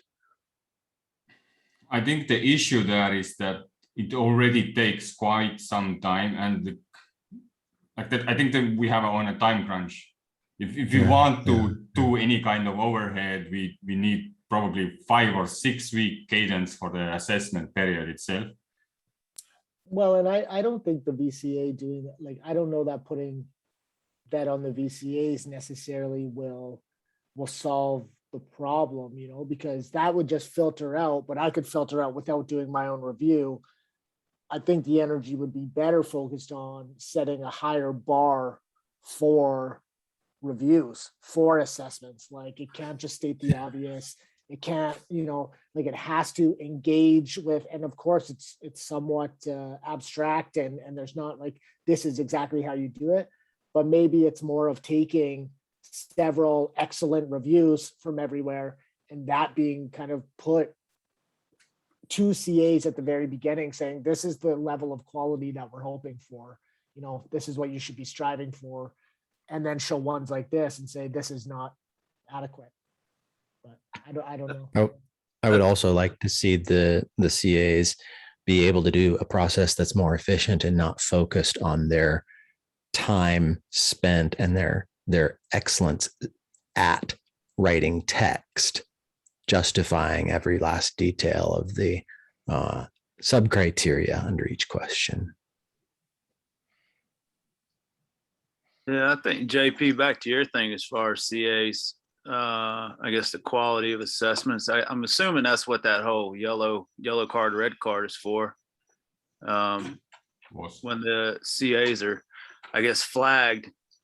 And you know, I don't know what system, whoever it is that runs Catalyst. I still don't know if it's, you know, IOG or the Cardano Foundation, whoever it is, but whatever system they have in place to where, like, say that CA's flagged this fund, and so they get one more chance, and that they're flagged again, then they no longer have the option of being a CA.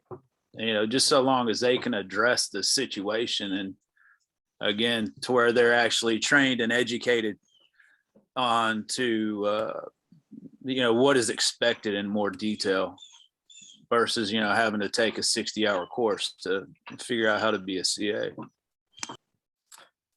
Yeah, and maybe that's just examples, you know, like maybe it's because we don't want to be writing it for people. We don't want to be telling them you must do it this way, but maybe it's just in the guidance and in the support products for people who are interested in being CAs, is more examples of what excellent is, and more examples of what medium, you know, not good is, or filtered out is. Because I don't know that just filtering out, like Philip was saying, he only filters out, or mostly filters out, ones that are either profanity or say nothing. But sometimes saying a little that says nothing is worse than saying nothing at all. So I don't know. I don't know that there's any easy way to even fix it. And you're right, Scott, people can't be, you know, people are already putting in enough time into this of their own time. But there has to be a way, I think, to set the bar higher. I would actually disagree with the notion that having no assessment is it better than having assessment. I think no assessment is better because it requires less time to check is it good or not. No, that's what I'm saying, Tivo, is that no assessment is better than a crap assessment. Yeah, okay. I'm misunderstood. Yes. Yeah, I agree. All right, last one, so we can get my rating down. Having an UI, okay, the proposal effectively addresses the challenge. Having an UI explorer for testnet likely reduces friction in developing on Cardano. I agree. Ease of use is beneficial in bringing more developers to Cardano ecosystem. Thus, this proposal effectively addresses the challenge. Okay. Yeah, so I give that good. In fact, that's probably the most excellent one out of all the ones that we've read so far, and I would give it a good. Where's the proposal at? What's it? Proposal itself is a tested Cardano Scan Explorer. Oh, okay. All right. Yeah, it's the same one. Yep. I mean, reading and having gone through so much jargon and discussion and 2 hours, I think I would give it excellent just because. Yeah, but again, you're only giving it excellent across all 3. You're not just for that one, right? So yes, then that becomes the problem, because then you're saying 1 excellent, 2 filtered out. That's a filtered out, you know? Yeah. And, you know, as far as the great UI statement, that's, I mean, I'm not even a developer, and that's a no-brainer. I mean, I don't even know why you would put it in there, in my opinion. No, yeah, and that's another good point. Exactly. Yeah, good point. Like it, at least it's a nice sentence, and I do see your thing that this is a measure you could copy paste to every single challenge or proposal in that challenge, and then again it doesn't help proposal.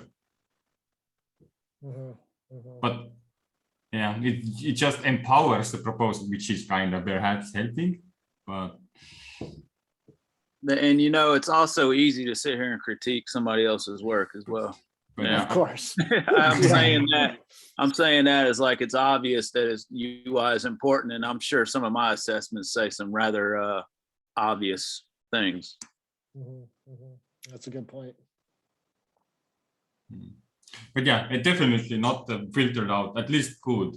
But I mean, yeah, it can be reused, and I don't know, it depends how often I see this kind of measures. But for now, I would put it good. Maybe even. People are going to hate reading mine if this is the expectation, because mine are like this long. They're not too long, but they're a little more. I like to deal with more of what they say in the proposal, and then try to break down why I'm saying something about what I said. You know, is there a TLDR option then on filter out? exactly. I think this slided again. Okay, it's moving. It's alive. Yeah, got it. All right. I mean, we could go through the third one, but I feel like we have done a great work thinking about how to be a PCA. And next town hall, we will get an official version. Actually, I don't know why I made quotation marks. They are official. So where did we end up on these assessments? Oh, the first two are good. Or did we conclude they're filtered out? Well, no, we don't know. We only have 3 people, and basically 2 people who actually gave their idea of where they will put it. So I guess we are between good and filtered out. Yeah. Tiva, sorry.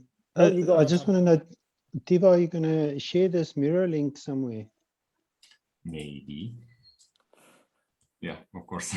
It's open for everybody for as long as my account. Just for reference, I'm no VCA, so if VCA's here, I think filtered out would be the answer on 2 of these.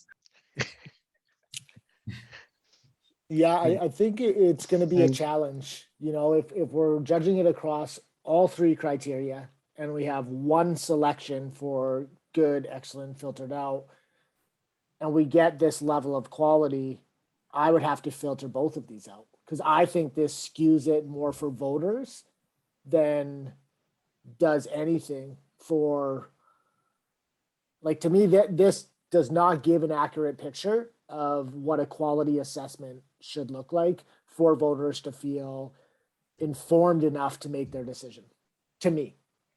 Yeah, I agree. I think we then have to deal with the fallout, because there's obviously 7 people here who think this is some sort of magic bullet, and they funded it, and they got 5 stars. Yeah, 7 people gave it 5 stars, and it got funded. But it's not even that hard to find, right? So you could think, I know 7 people, they own Cardano, you know, can easily get them to be a CA. So if we were talking, I think this is when we grow and there's, you know, maybe 50, 60 reviews for each one, because there's tens of thousands of people, fine. But I just see it more as, it's easy to get 7 people of your friends in this community to come in and give it a, you know, a review that doesn't look bad and probably should go unflagged, but really doesn't do anything other than give it a 5-star. So to me, that's suspect more than likely that it's a good proposal. Was this proposal found to be just a waste of funds? I don't know if there's an auditing system yet, is there? Did we choose this because it's actually bad and we figured it out later, and the reviewers said it was 555? Yeah, and like another thing too is like give it 5, but then say I'm giving it 5 because it has a $7,500 budget, and I think that's worth taking the risk on. You know, even if they said that in any of their things, I'd be like, okay, at least they're giving it a 5 because they're thinking $7,500. Let's give them the money. They're already up and running, so they put some time in. Why not add that justification? To me, that makes it why you're telling me I should believe that it's a 5. Yeah. how is this presented to the voters? I wasn't around for the last vote, so I don't know how it looks to the voters when they're assessed. Are they shown all three categories, or are they just shown one score for the In the proposal? last one, they were showing only the score, and if they were really good at finding out the assessments, then they could have gone to the community voting tool. But probably what they saw was problem statement, solution, and relevant experience. And if they didn't vote on that already, and the score, of course, then they again open up the actual idea scale link and go through that entire detailed plan and comments. And if they really wanted to, then they will start like digging into the person and finding the assessments themselves. Yeah, but they just.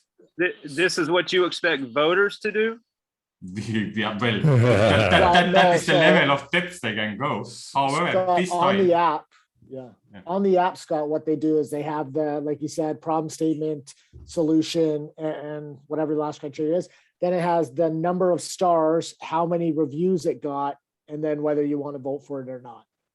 And so this is why I'm saying that putting in these mediocre reviews, if the VCAs aren't screening them out and filtering them out, because it looks like it's just skewing the weight of the proposal by giving it all fives, then the voters only see that it got all fives by 7 community advisors.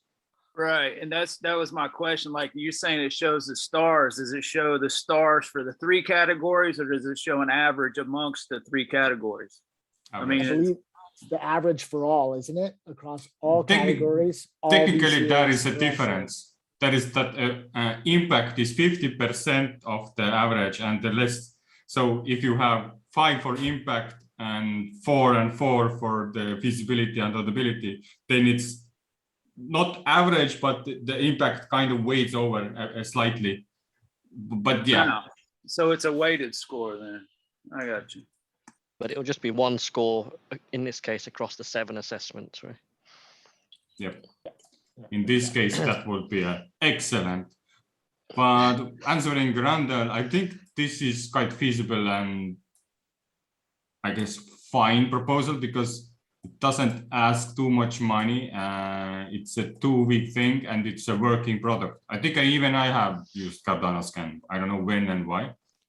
So would you rate this proposal as a 555? No idea. I don't want to go into this because I usually take way too much time to assess proposals. I'm sorry, Anton, go ahead. No problem. Just something that Tivo said that I can't remember that we talked about this, but is do you think it's important that we maybe consider how much money is requested to actually say, you know what, if it's a 5 or if it's a lot of, and it's a lot of money, say above 10 grand or above 30 or whatever the value is, that you should actually have a look at it more critically than when it's got a lower value. So when you're talking about the weight of money that you have to consider, that you actually have to spend more time and effort into more money that's been requested that have 5s than maybe less money that's requested. Is that maybe something that we need to look at? Is the proportion of money that's requested? I mean, I think it's, for some, it's more important. I guess it is important for, again, for my style of assessing assessors, I don't really look that much of an requested amount. Even if I don't agree with the proposal itself, I'm only here to assess the assessors and improve them. And if they give 5 stars and good rationale why they give, and even if I disagree with it, I'm like, good, I'm not going to give excellent because I'm salty, but I want to filter you out. No, I'm actually talking about, you know, we took this example to say we critically assess it to see if it's really if it's really up to the standard that we want to. So you actually spend more time when more money is requested because of a bigger portion of a bigger slice of the pie that someone's requesting, that you actually should almost, inverted commas, interrogate the proposal and the assessment around that a bit more critically than just being skewed by mere brute force on assessors that hasn't done a good job. It's just a thought that I'm just putting out there, just for myself maybe, but maybe I don't know if it's necessarily need to be a hard-coded criteria, but maybe a soft something to think about.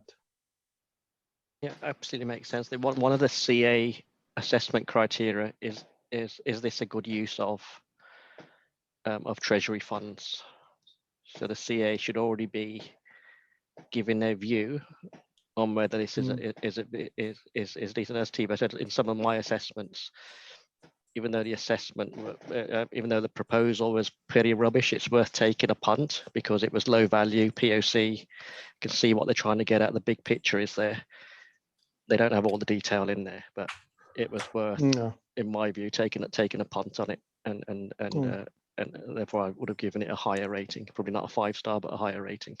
Yeah. For a very low budget proposal, spending a whole lot of time writing evaluation justification isn't a great use of time, maybe. And I think that might be a factor that played into me thinking more of a good assessment on these than Thibaut did.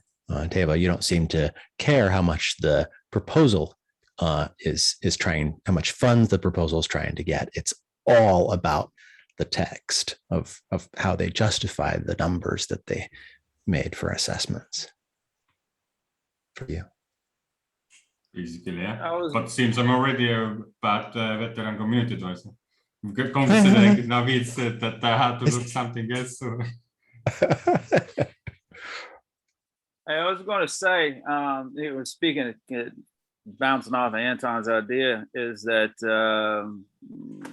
is there, there doesn't seem to be much responsibility for a CA.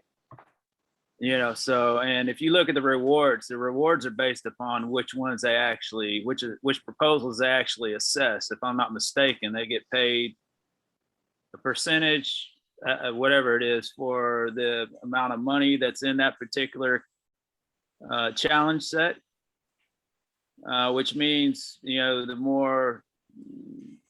No, that's a bonus. They still get all the money for basically all of the assessments. But there is a bonus if it gets funded, and it's bonus if it has high value, and it's bonus if it has good assessments. Right. So that's still, there's still no accountability for 5 stars across the board, like everybody's been saying, as far as, 10 assessors or, 3 VCAs or whatever, and then you just, roll them all up, and there's no accountability for people voting for projects that are just out there for a money grab versus actually having any good intention to actually produce a product. I'm not saying everybody's like that, but I'm saying the possibility is there, and it probably happens more than anybody wants to admit.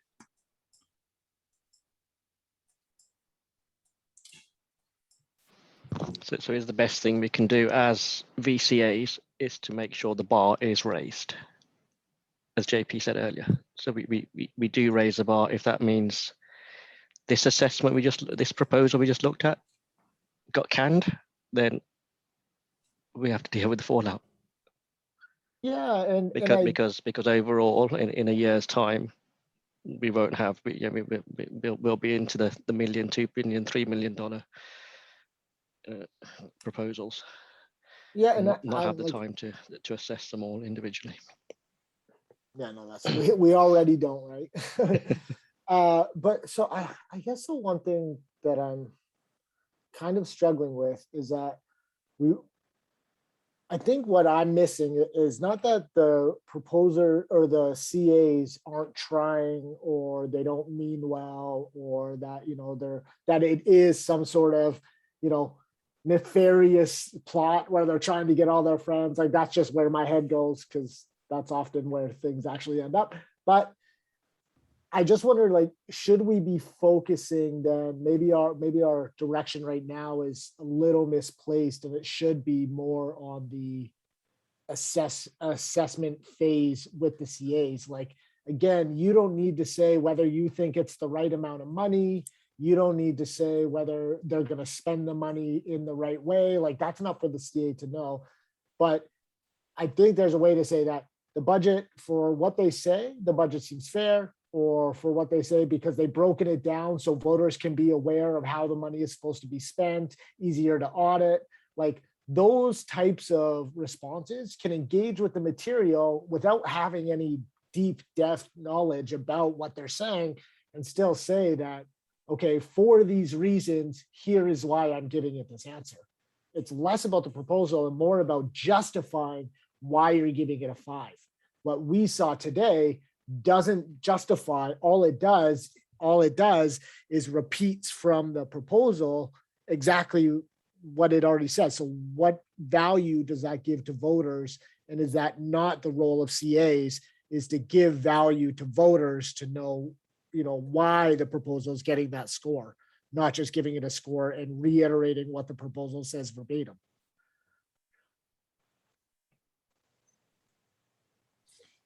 I think this was a good ending, and on the good end for the recording. We can, of course, keep on chatting. And yeah, I'm gonna close the recording for the people who has been watching this in a 2-week speed, probably.